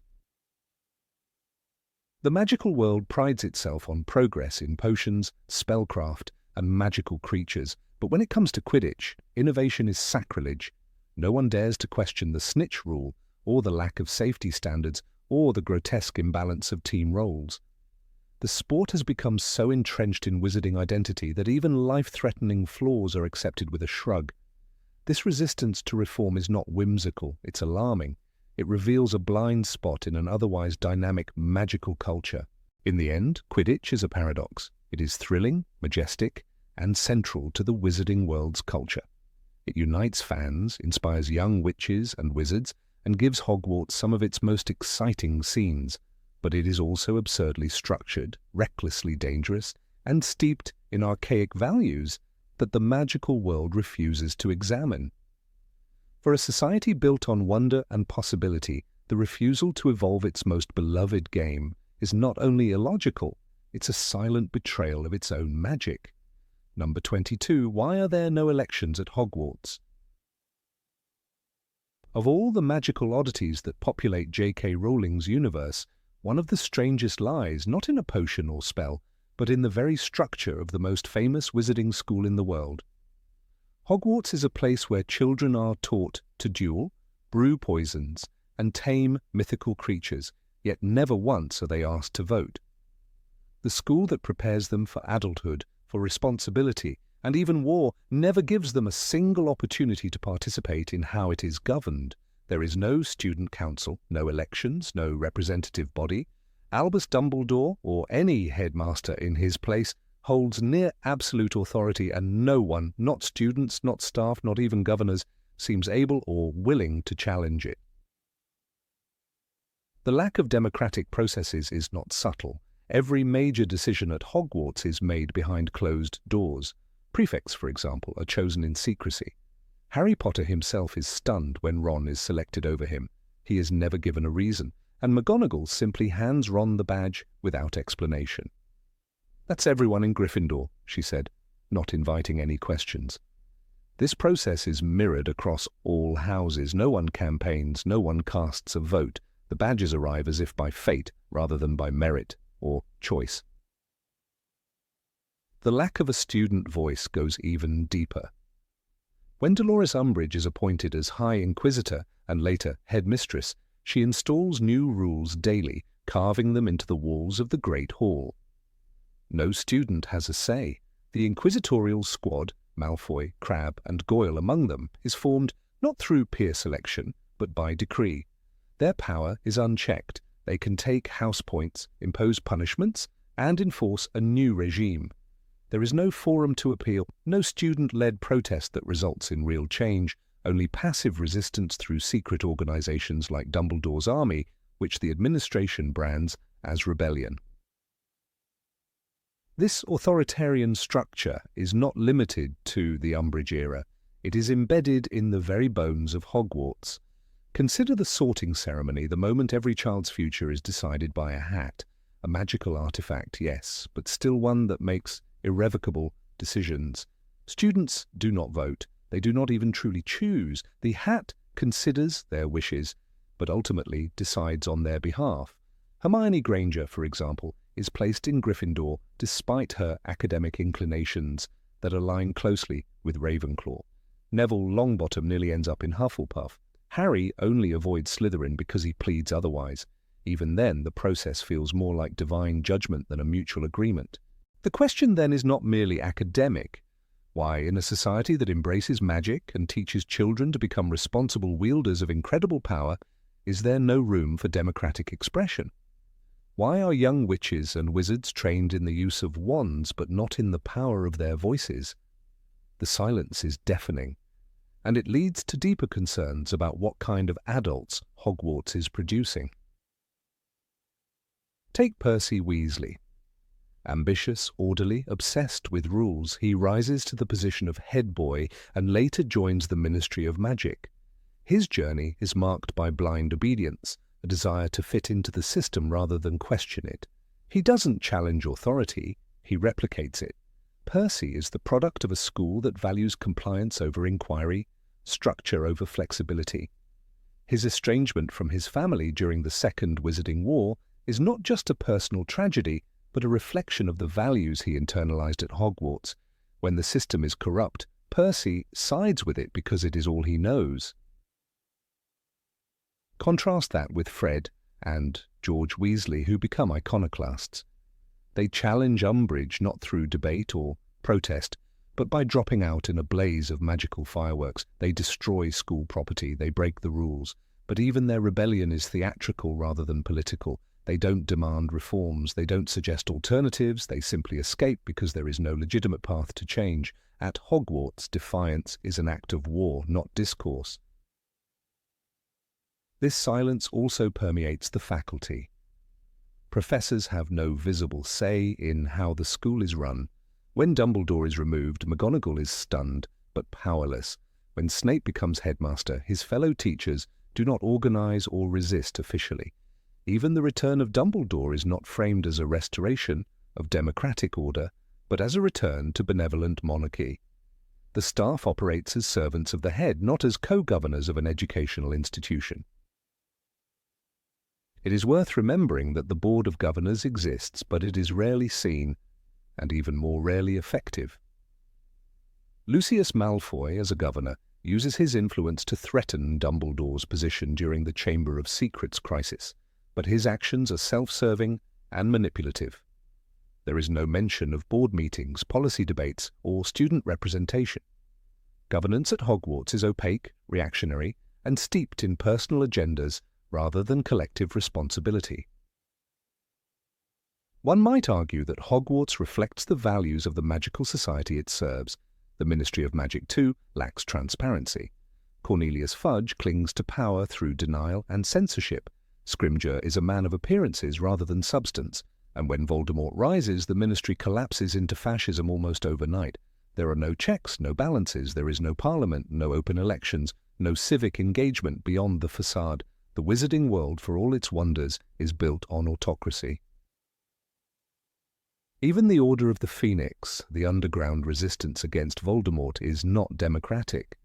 Dumbledore leads, others follow. Decisions are not made by vote, but by consensus, or more often, by decree. Harry is excluded from meetings, so is Ginny, so are the students who risk their lives. The rationale is always the same: they're too young. But age does not equal apathy, and silence does not create safety. In fact, the exclusion of youth from governance leads to the very chaos that Dumbledore wishes to prevent. Had Harry, Ron, and Hermione been included earlier in the plans to locate Horcruxes or protect Hogwarts, many disasters could have been avoided. Instead, they work in the dark, improvising, often at great personal risk. The Battle of Hogwarts is ultimately led not by the teachers, not by the ministry, but by students. The very group denied any say becomes the final line of defense.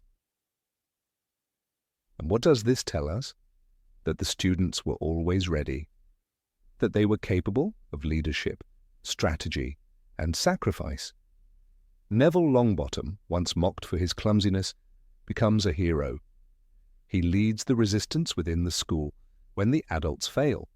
He slays Nagini, one of Voldemort's last Horcruxes. He doesn't need permission. He needs purpose, and he finds it despite the system, not because of it. Luna Lovegood, often dismissed as odd, becomes a voice of clarity and compassion. She understands the importance of connection, of listening. She doesn't lead by force, but by empathy. And yet she, like so many others, was never given a platform at Hogwarts, never asked to speak, never invited into the room where decisions are made. Hermione Granger, brilliant and driven, spends her youth fighting for change. She founds SPGEW, the Society for the Promotion of Elfish Welfare, and is mocked for it. Even her friends don't take it seriously. The school certainly doesn't. No faculty member supports her cause. There is no space at Hogwarts for activism, no system that allows students to advocate for the voiceless. Her passion is treated as eccentricity, her vision as naivety. And Harry himself, the boy who lived, is more a symbol than a citizen. He is celebrated, used, protected, endangered, and manipulated, but never asked what he wants. He is summoned to offices, lectured by adults, sent on missions, but never invited to participate in governance. Dumbledore withholds information for his own good. The Ministry targets him as a threat, and yet he is the one who must lead the charge when the time comes, not because he is chosen, but because he chooses himself. This cycle is dangerous. It teaches young witches and wizards that power is inherited, not earned, that leadership comes from above, not from within, that rules are made by others, and the best one can do is either obey or rebel. There is no path for reform, no language of negotiation, no culture of dialogue. In the end, the magical world mirrors its educational core. A place of secrets, silences and spells, but not of votes, voices or vision. The absence of elections at Hogwarts is not just an oversight. It is a symptom of a deeper ailment, a society that confuses tradition with truth, authority with wisdom, and silence with order. And until that changes, the magical world will remain powerful, but never truly free. Number 23. Why are old magical laws never revised?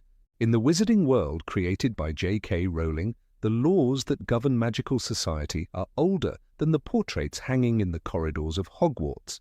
They were forged in an era of superstition, fear, and control, and yet they continue to dictate the lives of wizards and witches in the modern age.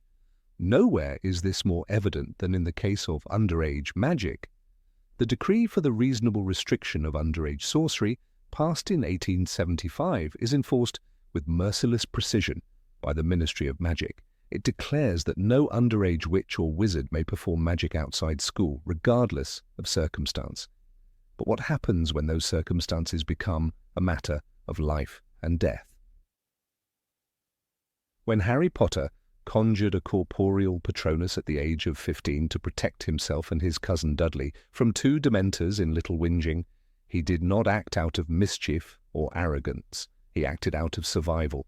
And yet, instead of being praised or protected, Harry received a letter from the Ministry informing him of his expulsion from Hogwarts. "You are hereby expelled from Hogwarts School of Witchcraft and Wizardry," the letter read, cold and final. Only through the intervention of Dumbledore was the decision reversed, and even then it required a full trial in front of the Wizengamot, a panel of mostly elderly, traditionalist witches and wizards. The question remains, why was the law so rigid that it could not account for basic self-defense? The problem lies not only in the law's existence, but in its application. The Ministry does not distinguish between spells used to cause harm and those used to prevent it. Expecto Patronum, a spell of pure light and protection, was treated with the same suspicion as a hex or curse. Harry did not even receive the benefit of the doubt. The law, as it stands, punishes children for surviving. This is not merely an oversight, it is a design flaw in the very foundation of magical governance. Contrast this treatment with what occurs inside the hallowed halls of Hogwarts itself. In Harry's fourth year, Professor Moody, who was, in reality, Barty Crouch Jr. under the influence of Polyjuice Potion, demonstrated the unforgivable curses to a group of 14-year-olds. He cast the Imperious Curse on each student, forcing them to perform actions against their will, all in the name of education. While the real Moody may never have done such a thing, the fact remains that the Ministry did not investigate the matter, nor did it question whether such a demonstration was appropriate. The hypocrisy is staggering. A student can be expelled for defending himself from death, but a professor can perform mind control on children and face no inquiry. The unforgivable curses, Cruciatus, Imperius and Avada Kedavra, are so named because their use is supposedly inexcusable. According to the law, a single use of any of them earns the caster a one-way ticket to Azkaban, but this definition proves malleable when convenient. Aurors during the First and Second Wizarding Wars were permitted to use them freely against Death Eaters. Barty Crouch Sr., then head of the Department of Magical Law Enforcement, gave this authorization without changing the law. Instead of rewriting the rules, the Ministry simply looked away when its agents broke them. This is not justice. This is selective enforcement. These inconsistencies raise a darker question. Who decides what is forbidden? The book Magical Law Through the Ages never appears in the series. There is no indication of a legislative process, no record of debate or reform. Laws are handed down from faceless bureaucrats, and the people who enforce them, like Dolores Umbridge, are often the most unfit to wield such power. Umbridge, under Educational Decree No. 24, banned student organizations and created an atmosphere of paranoia and surveillance. Her laws were cruel, arbitrary, and rooted in control, not protection. And yet they were legal. This stagnation is not unique to the Ministry. The wizarding world resists change at every level. House elves remain enslaved, centaurs are marginalized, and Muggle-born witches and wizards face systemic prejudice. The law does not protect these groups, it often ignores them. Hermione Granger, who fought for house elf rights through SPEW, was ridiculed for her efforts. The magical community saw no need to update its laws to reflect equality or justice. Progress is mocked, not embraced. Even within Hogwarts, tradition suffocates innovation. The Sorting Hat places students into houses based on characteristics that may define a child at 11, but not at 17. The house system fosters division, competition, and rivalry. The curriculum, though rich in magical knowledge, lacks critical thinking about ethics, law, or governance. No class prepares students to challenge the system or ask uncomfortable questions. This is not education, it is indoctrination. The story of Sirius Black illustrates the danger of an unyielding legal system.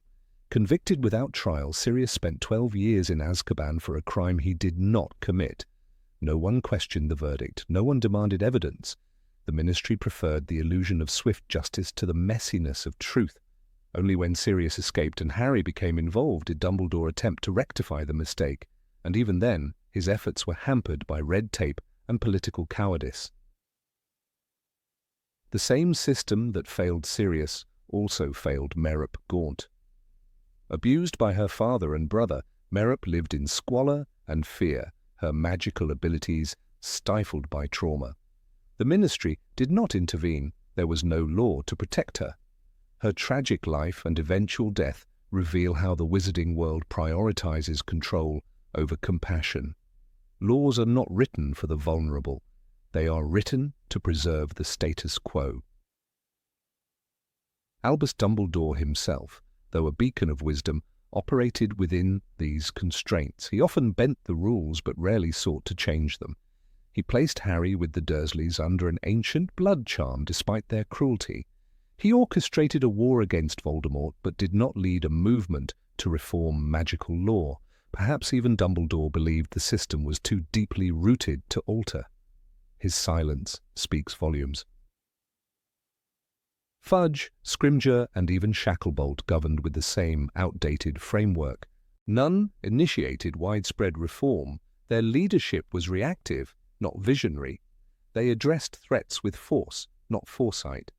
The laws remained untouched, as if carved into the stone of the Ministry's atrium. The very people entrusted with the power to change the law chose instead to enforce it without reflection. And so the wizarding world remains suspended in amber, magically potent, yet politically stagnant. The laws, like the portraits on the wall, speak only of the past. There is no parliament of magical citizens, no rights for dissent, no meaningful path to reform. The idea of democracy is alien. The Wizengamot, filled with aristocrats and ancient families, wields authority like a wand, unquestioned and unchecked.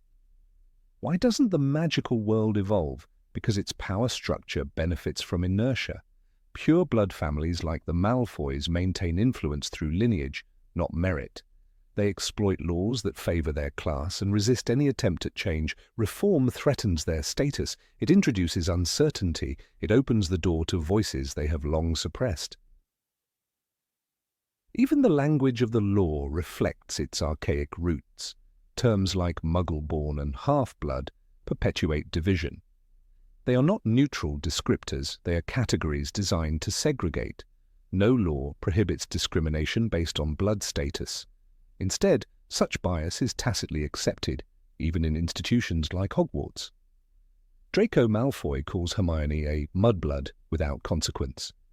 The silence of authority is a form of consent. What would it take to update these laws? A constitutional convention? A magical revolution? The books offer no precedent. The magical world fears upheaval more than injustice.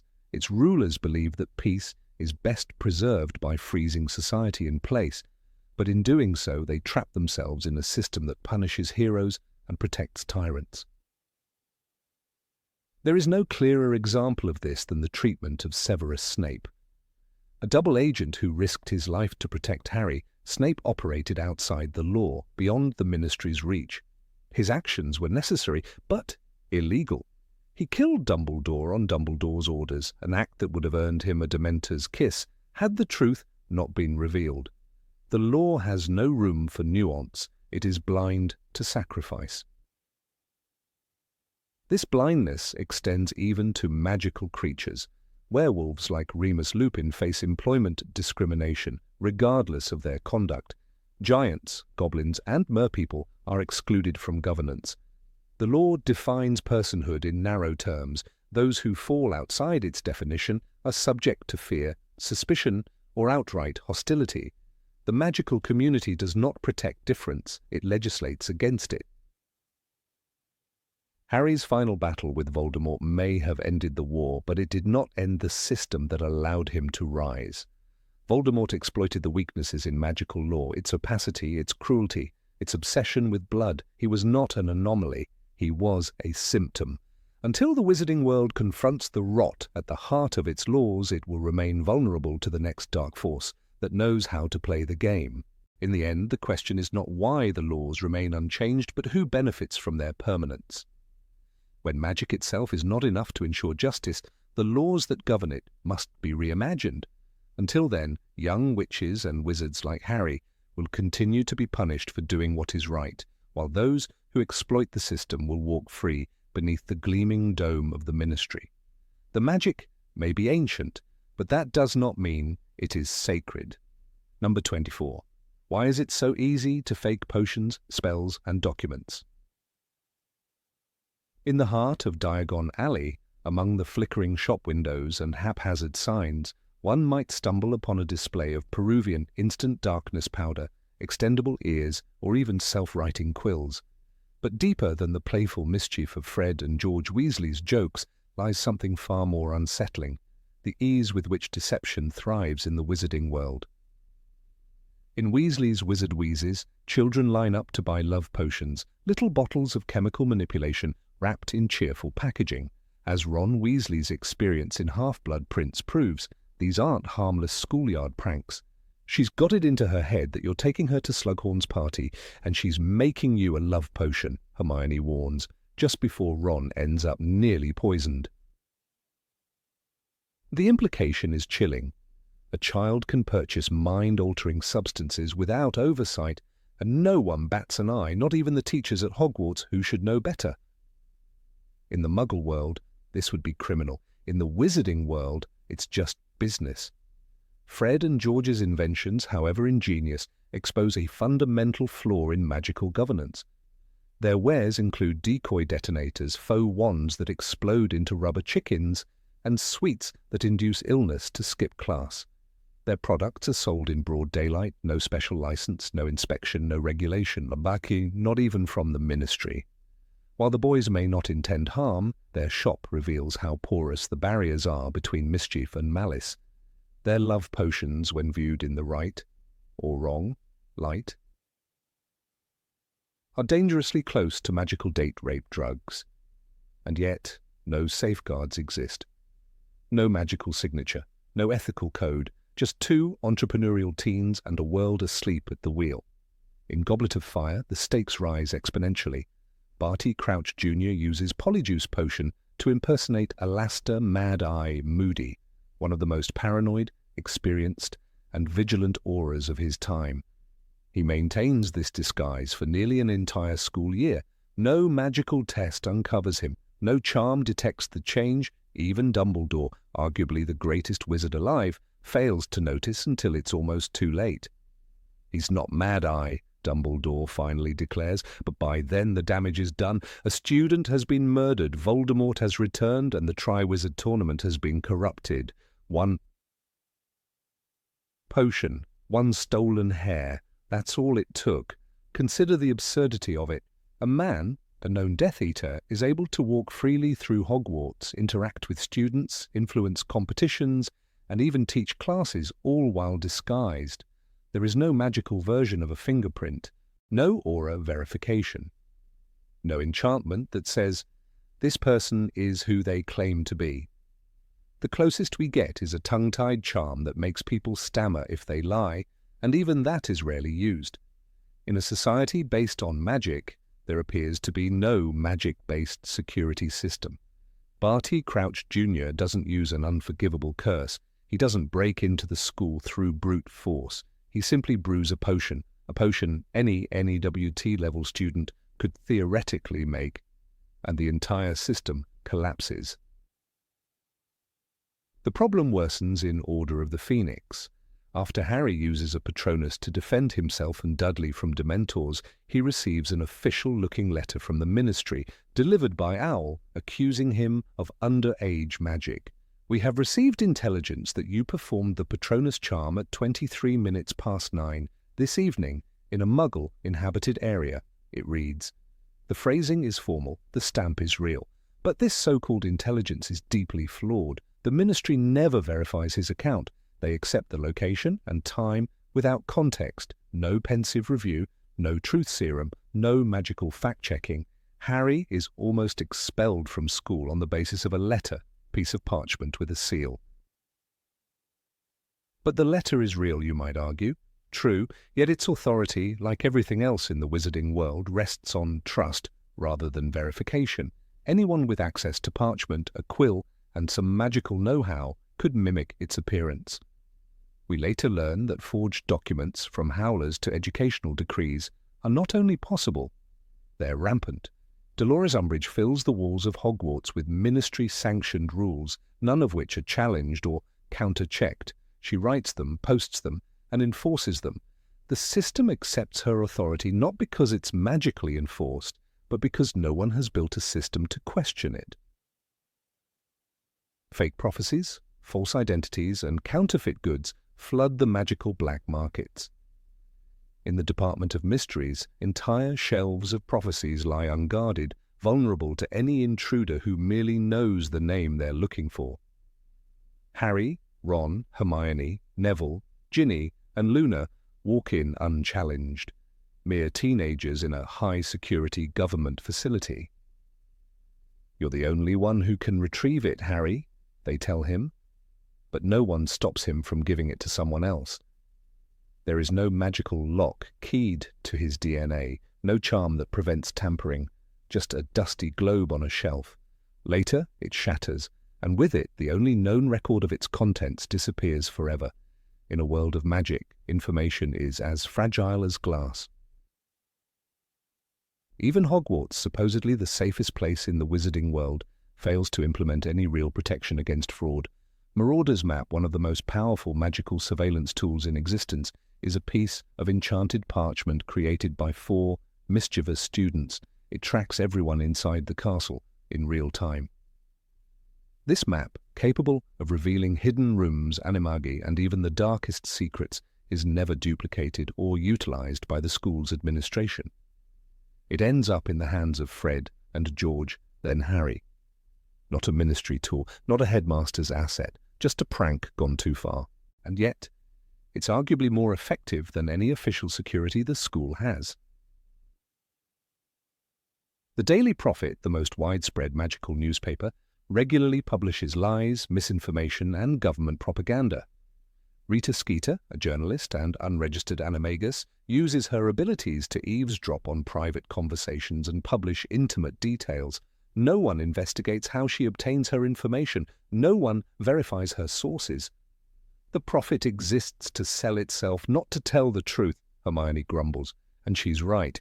The wizarding press, like everything else, operates without regulation. Magical signatures could authenticate real documents, reveal tampering, or expose false authorship, but no such system exists. Counterfeit galleons, forged ministry badges, and faked OWL certificates all appear throughout the series.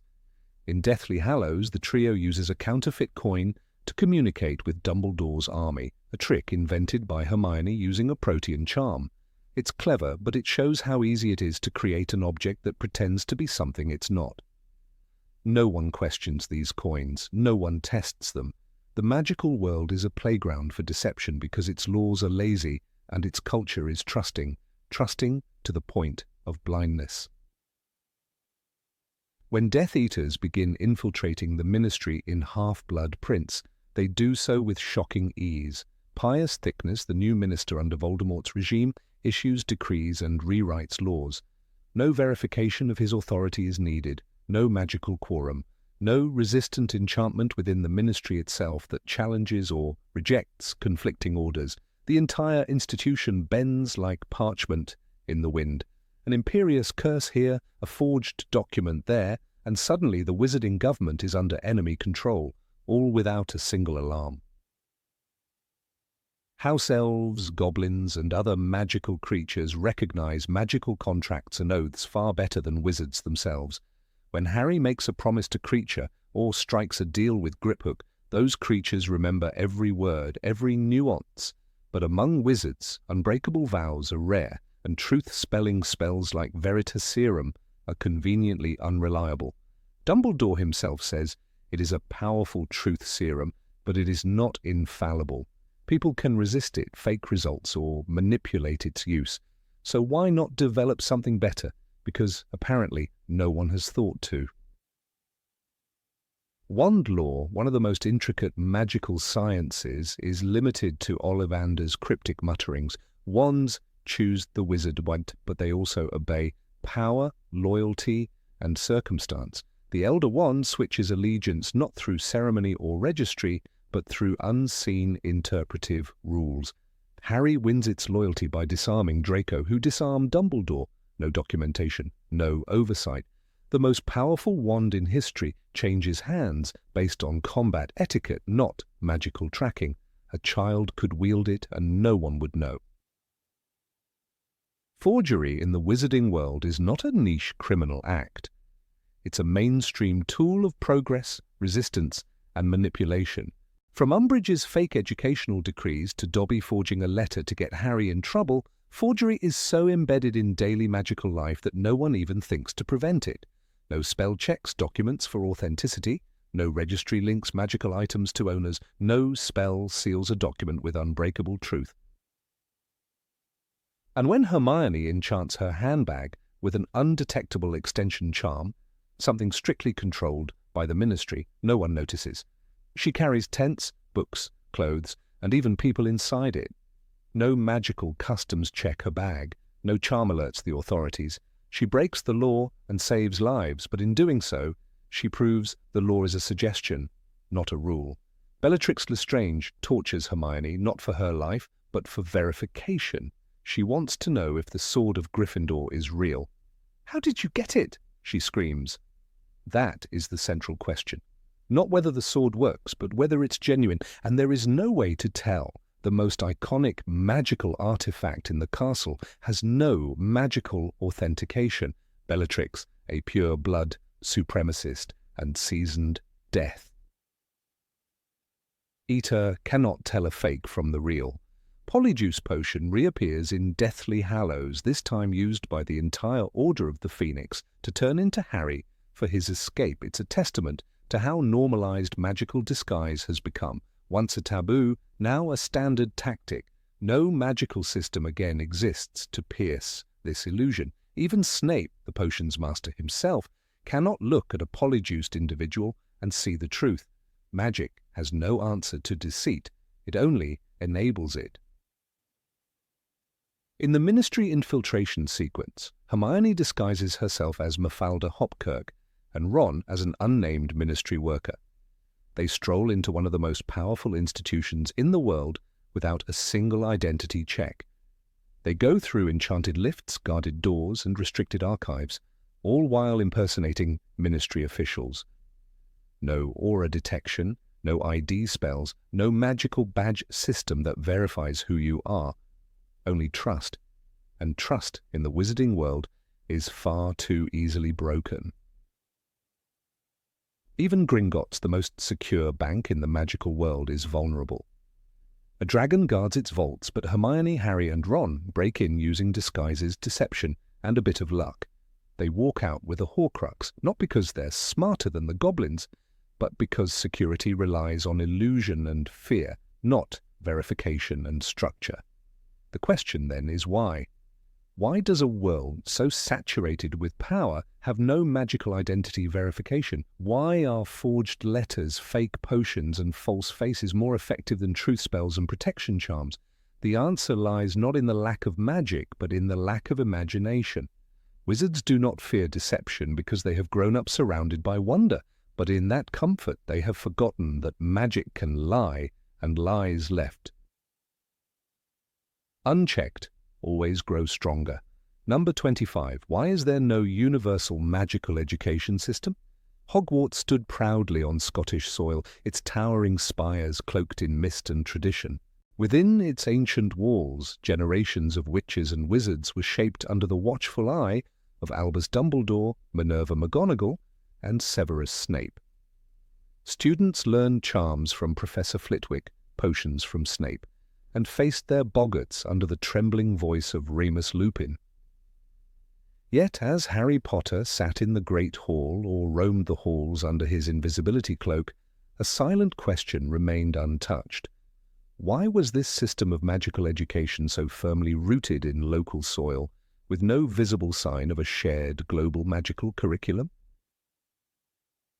The Triwizard Tournament introduced two additional schools, Beauxbatons, with its graceful headmistress Madame Maxime, and Durmstrang, a place cloaked in secrecy led by the harsh but competent Igor Karkaroff. The moment they entered Hogwarts, it was clear their systems were vastly different. Fleur Delacour, with her refined elegance, carried the air of a completely different magical tradition. Victor Crumb, though famous as a Quidditch star, represented a school known for the dark arts being part of the curriculum.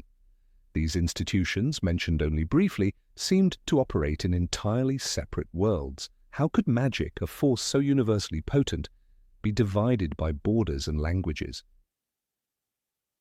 Rowling writes, Beauxbatons Academy of Magic is thought to be situated in the Pyrenees Mountains, and Durmstrang does not admit Muggle-born students.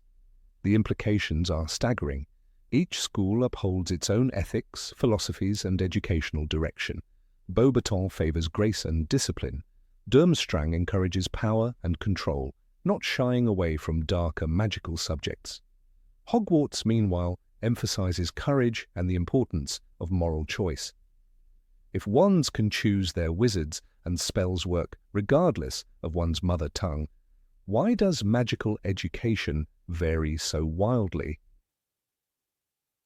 In the Muggle world, organisations like UNESCO and the International Baccalaureate offer frameworks to unify educational goals across nations.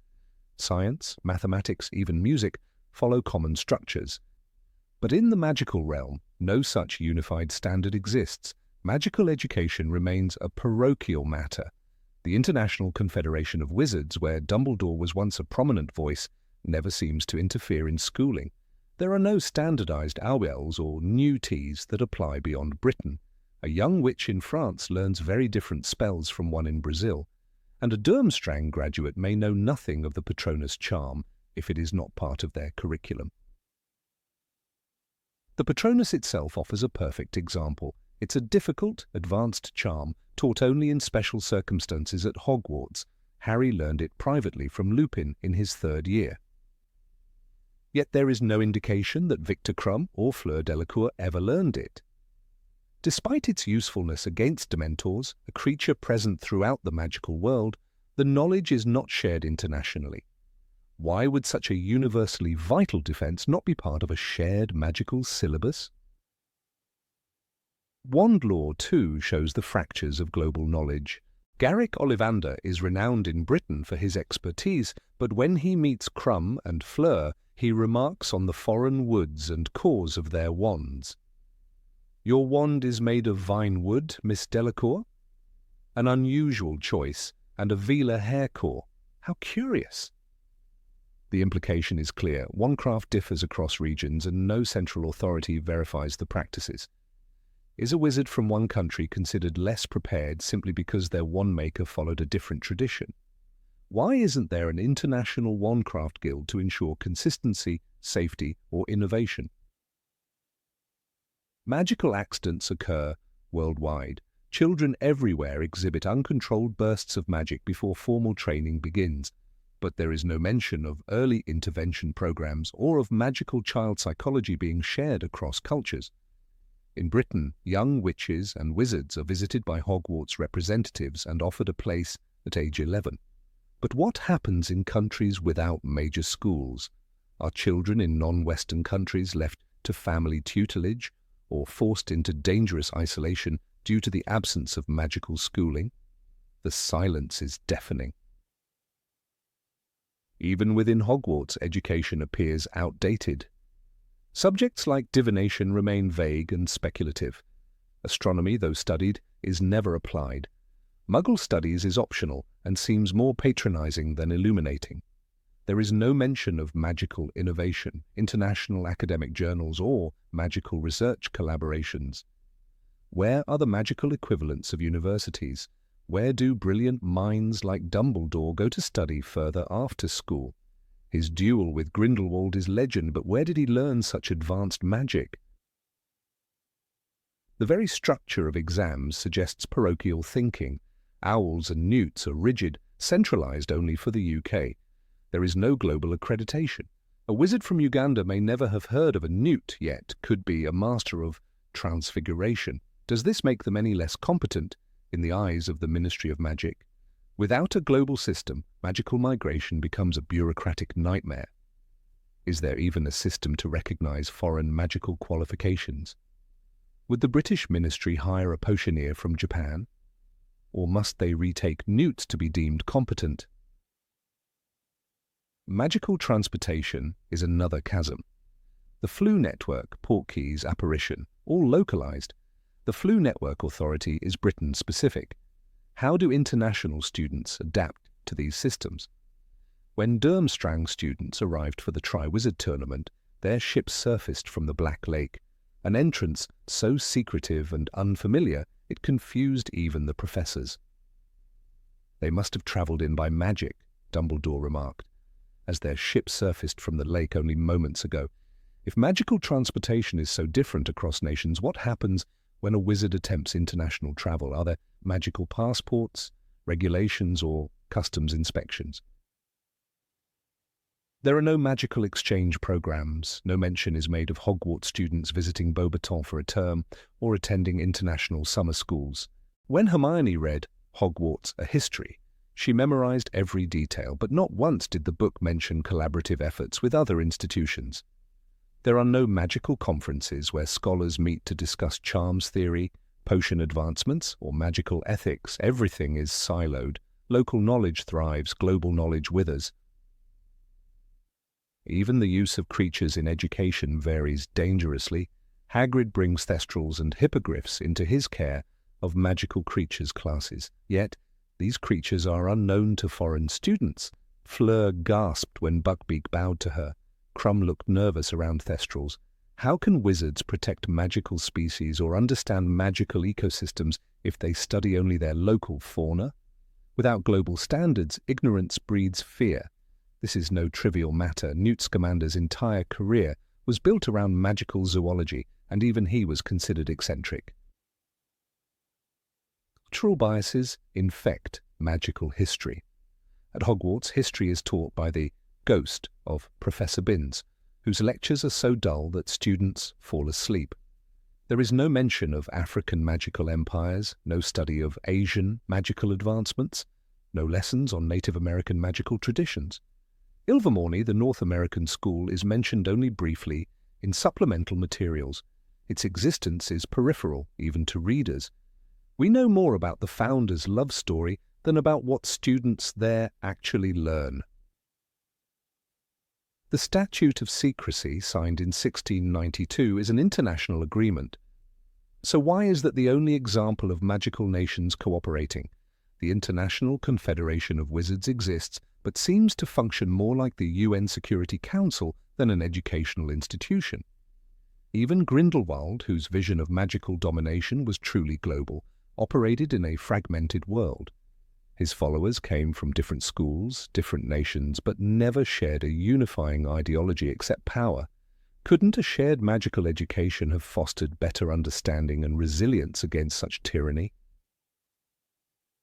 Consider Hermione Granger, the brightest witch of her age. She learned ancient runes, arithmancy, and spells unknown to most of her classmates. But what if she had studied under Brazilian masters of herbology? What if she had spent a term at Mahota Koro, the Japanese school known for its emphasis on academic excellence? Her potential might have doubled, but no path existed. The borders were invisible, but solid as stone. This isolation is most tragically felt in times of crisis. When Voldemort returned, British wizards stood largely alone. There was no magical NATO, no alliance of schools, or sharing of intelligence. Dumbledore's army was born in a room of requirement, not an international chamber. Harry, the chosen one, carried the burden of the world, but not the support of it. Wouldn't magical unity have strengthened the defense against the Dark Lord? Wouldn't sharing knowledge have made it harder for Voldemort to rise unnoticed? Instead, education remains fractured. The only magical sport universally played is Quidditch, yet even it has regional rule differences. Teams play globally, but learn locally. There is a Quidditch World Cup, but no academic equivalent. No magical Olympiad for potions, no global Triwizard Tournament rotation.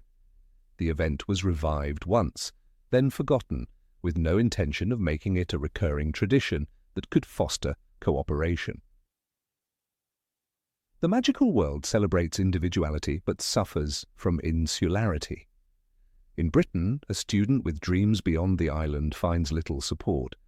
Luna Lovegood, brilliant and unconventional, would thrive in a system that welcomed international thinking. Yet she remains a local oddity. Her belief in creatures like the crumple-horned Snorkak is met with ridicule, not inquiry. In a world of dragons and unicorns, shouldn't open-mindedness be cultivated through global education? The absence of internships or magical apprenticeships abroad also stifles growth. No Hogwarts student applies for a summer term with foreign potion masters.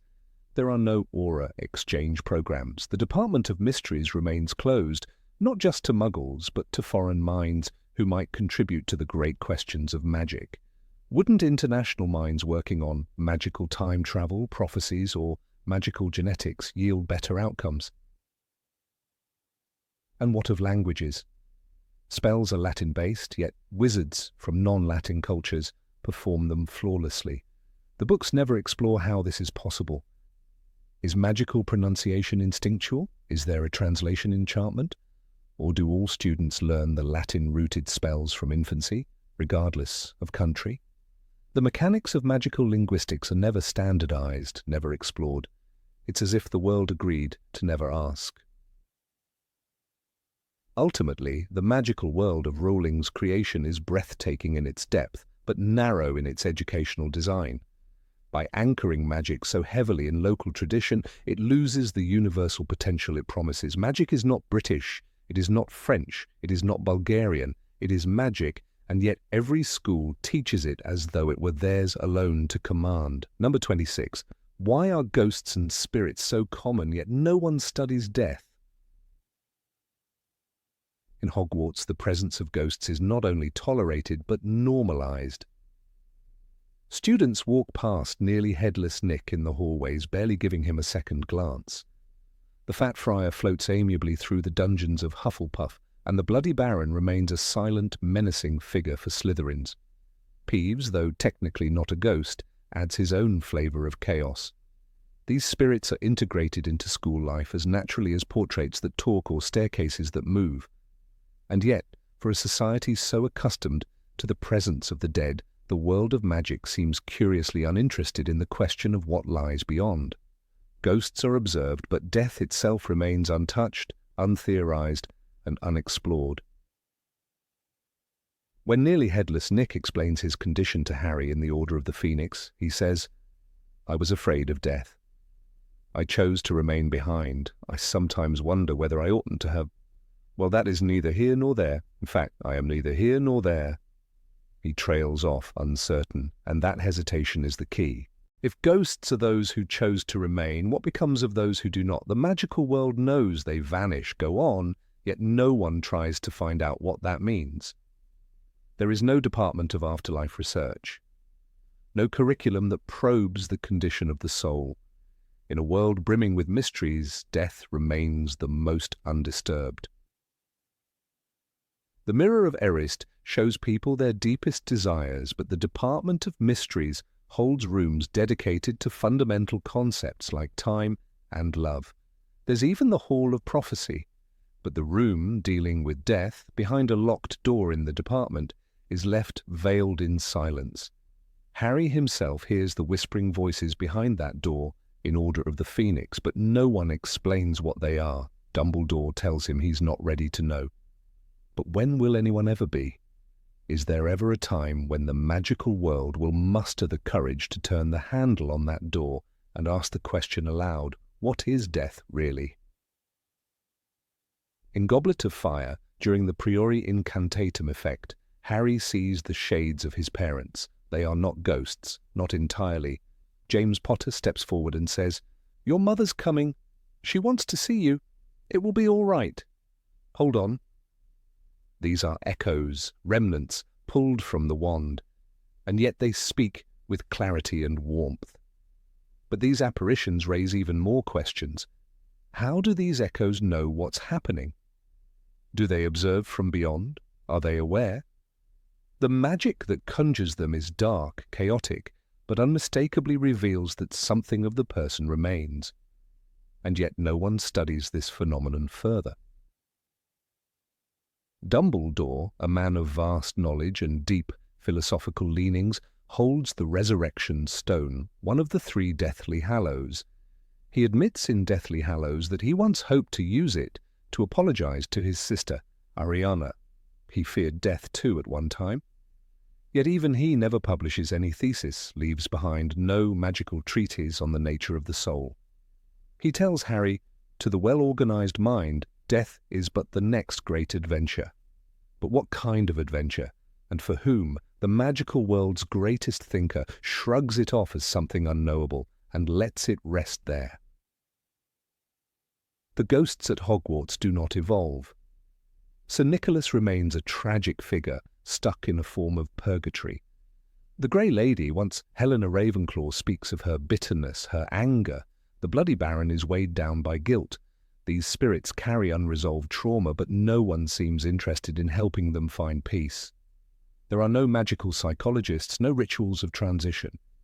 If magic can produce a room of requirement and a marauder's map that knows your every move, surely it can investigate what binds the soul to the mortal realm.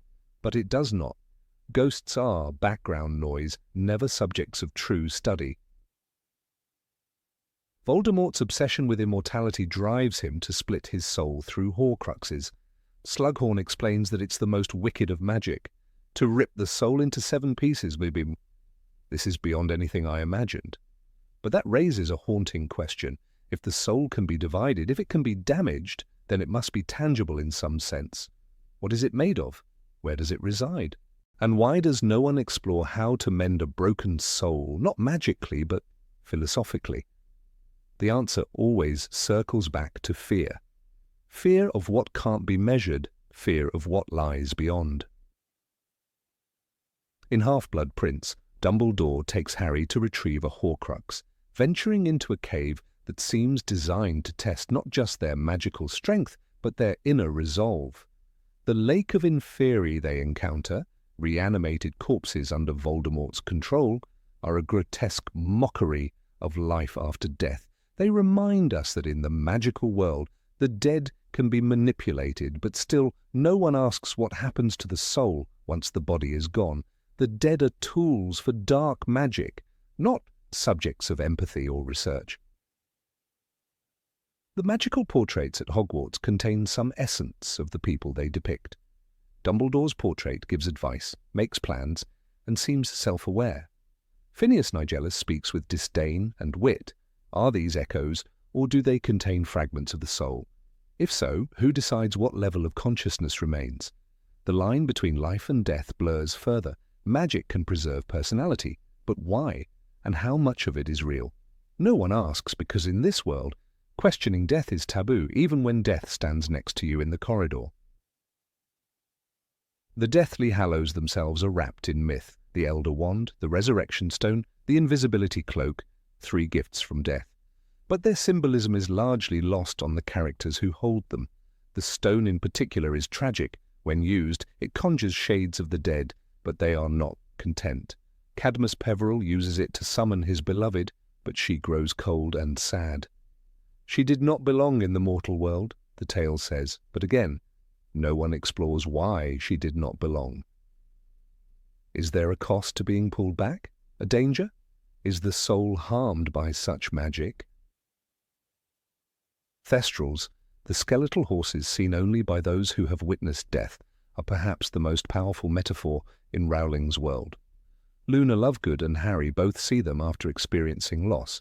These creatures imply that death changes perception, but even they are accepted rather than studied. Hagrid loves them, students feed them. But what are they really? Do they guard the boundary between worlds? Do they perceive things others can't? The magical world looks away once more. Harry himself dies and returns. In Deathly Hallows he walks into the Forbidden Forest and lets Voldemort strike him with the killing curse. He awakens in a bright, misty King's Cross station, where Dumbledore greets him. There he sees the twisted, raw form of Voldemort's soul, a part left behind. But even this vision is left ambiguous. Was it real? Was it symbolic? Rowling herself never clarifies. It is the closest the series comes to portraying the afterlife, and it still refuses to define what it means. The Ministry of Magic oversees magical law, creatures, artifacts, and even time, but it has no office for metaphysical research, no division for the afterlife. In contrast, Muggle society devotes philosophy, religion, and science to the study of death. It questions and writes and weeps and wonders. Wizards, with their actual ghosts and talking paintings, treat death like a background detail. The irony is deafening. They have proof of continued existence and no desire to understand it. Sirius Black falls through the veil in the Department of Mysteries. The reaction of everyone around him, shock, confusion, silence, shows that no one truly knows what that veil is. A portal, a symbol, a death sentence. Even Lupin has no answers. It's a literal gateway to another realm, and yet it stands there without guard, without scholars, without a single book written on what lies beyond. It is the great unspoken truth of the magical world. They see death and pretend it isn't there. The Pensieve allows wizards to relive memories. It is a vessel for thought and recollection, but could it store a person's essence? Could memories be preserved beyond death? Could consciousness linger within the silver threads? Dumbledore never uses it to investigate someone lost, to commune with the dead. It's a tool for the past, not the hereafter. And no one asks why. The tools are there, the questions are not. Rowling's world is one where death is everywhere and nowhere. The Forbidden Forest is a place of murder and myth. Ghosts roam the school. Wands choose the wizard, but are also said to contain echoes of those they've killed. And yet, at the core of it all, no one turns their wand inward. No one casts a spell to know the soul. The magical world is rich with ritual, but devoid of reflection. The mirror of Erest reveals longing, but the soul remains unseen. Snape, in his final moments, tells Harry, "Look at me," and gives him memories. Through these we see the depth of his sorrow, his love, his choices, but even then his death is not examined beyond its function for Harry's narrative. Where does Snape go? Does his tormented soul find peace? The books move on. Death is a door, but no one asks who built it, where it leads, or whether it ever truly closes. The magical world has the capacity for infinite knowledge. It bends time, controls weather, conjures matter from nothing. And yet its greatest mystery is left untouched. The soul in all its complexity is mentioned only when split, cursed, or partially resurrected. There are no courses at Hogwarts called soul studies, no books on the ethics of necromancy, no ceremonies to honor the departed with understanding. The world of magic, for all its power, fears the one truth it cannot control. The room of requirement gives you what you need most. If a wizard walked in with the genuine desire to understand death, what would the room show? The veil, a mirror, a ghost, or silence? Would it give you an answer, or would it, like the rest of the magical world, politely change the subject? Even Lily and James Potter, in their brief reappearances, offer no insight. They encourage, comfort, say goodbye. But they do not explain. Harry accepts this. The reader accepts this. But the question remains, hanging in the air like one of the many mysteries Rowling's world conjures but dares not solve. What is death? And why, in a world filled with ghosts, is no one brave enough to find out? Number 27. Why do teenagers solve all the major problems? The wizarding world, wrapped in the shimmer of spells and secrets, hides an unsettling truth beneath its enchanted surface. Time and again, the fate of all hangs on the shoulders of children. Schoolchildren, barely 17, still learning the boundaries of their own identities. It is easy to cheer for Harry as he defies Voldemort, to celebrate the bravery of Hermione and Ron as they march into death's shadow. But the deeper question lingers, why must it be them at all? Where are the competent adults, the trained professionals, the generations of witches and wizards who should bear the burden of protecting their young? From the first year at Hogwarts, the tone is set. An 11-year-old boy, utterly new to magic, is allowed to face life-threatening danger multiple times with virtually no meaningful adult intervention. Harry, Ron, and Hermione descend through trapdoors, play wizard chess with lethal consequences, and battle Professor Quirrell, all within a school year. Dumbledore arrives just in time to wrap things up, but never to prevent them. He praises their courage while ignoring the glaring failure of adult responsibility. In Philosopher's Stone, he tells Harry, "You are too young to understand how unusual you are," but offers no indication of why this child had to be the one to stop Voldemort's return. In Chamber of Secrets, the pattern repeats with more alarming implications. Students are being petrified, the school is nearly shut down, and adults remain clueless or paralyzed by procedure. It is two 12-year-olds and a catatonic Hermione who unravel the mystery of the basilisk and the hidden chamber. The professors, despite their talent and experience, achieve nothing. Gilderoy Lockhart, more concerned with fame than fact, reveals the farce of adult leadership. Even Dumbledore, suspended during the crisis, offers no clandestine guidance. Why did no teacher ever seriously consider that the danger might lurk in the very legends they teach? By Prisoner of Azkaban, one might expect a turning point. The threat now is a supposed mass murderer who escapes from Azkaban, the most secure prison in the wizarding world. Surely now the adults will take control, but Sirius Black breaks into Hogwarts more than once. Dementors roam the school grounds, posing psychological and physical harm to the children, and yet the professors offer no clear protection. It is Hermione, with her secret time-turner, and Harry, who learns the Patronus charm independently, who end up saving the day. Again. Lupin, the most helpful adult figure yet, exits quietly at the end, leaving the children to face what comes next. Goblet of Fire raises the stakes. The Triwizard Tournament is reopened, supposedly with safety protocols in place, yet a 14-year-old is forced into the competition against his will. None of the adults manage to protect Harry from participating in deadly challenges. Even more shocking is that Barty Crouch Jr., under the guise of Mad-Eye Moody, fools the entire Hogwarts staff for a year. At the climax, Harry is taken to Voldemort and witnesses his rebirth. When he returns with Cedric's body, the adults are stunned, frozen by politics and fear. It is Harry, barely alive, who warns them all, while Cornelius Fudge denies everything. The truth is discarded by those in power, and the boy is left to carry its weight. In Order of the Phoenix, the full machinery of adult failure comes into view. The Ministry of Magic, rather than listening to Harry and Dumbledore, wages a propaganda war against them. Dolores Umbridge, a woman of breathtaking cruelty, is installed at Hogwarts, where she tortures students with no intervention from the faculty. It is here, perhaps more than any other book, that the adult world fails completely.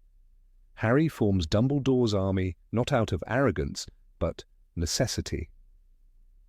"If they're not going to teach us how to defend ourselves, we need to do it ourselves," he declares. That line is not youthful rebellion, it's a verdict. The world of grown-ups is too broken to offer guidance or protection. When the final war looms, the children are no longer even students. In Half-Blood Prince, Dumbledore is dying, and still he allows Harry to accompany him on the hunt for Horcruxes. This is not mentorship. It is outsourcing a critical task to a boy who hasn't yet come of age.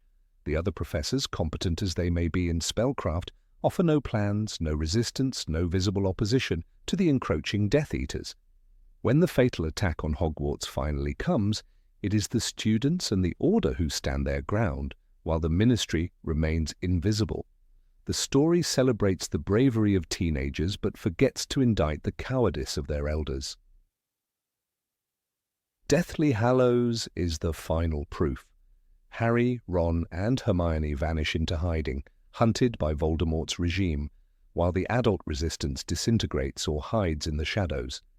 The trio, unaided and unsupported, are tasked with destroying Horcruxes, objects Dumbledore alone identified but refused to destroy himself. Remus Lupin briefly offers to join them, only to be rejected. The rest of the Order of the Phoenix is largely absent. What was once a network of experienced wizards is now a ghost of its former self, leaving the youngest fighters to face the darkest enemies.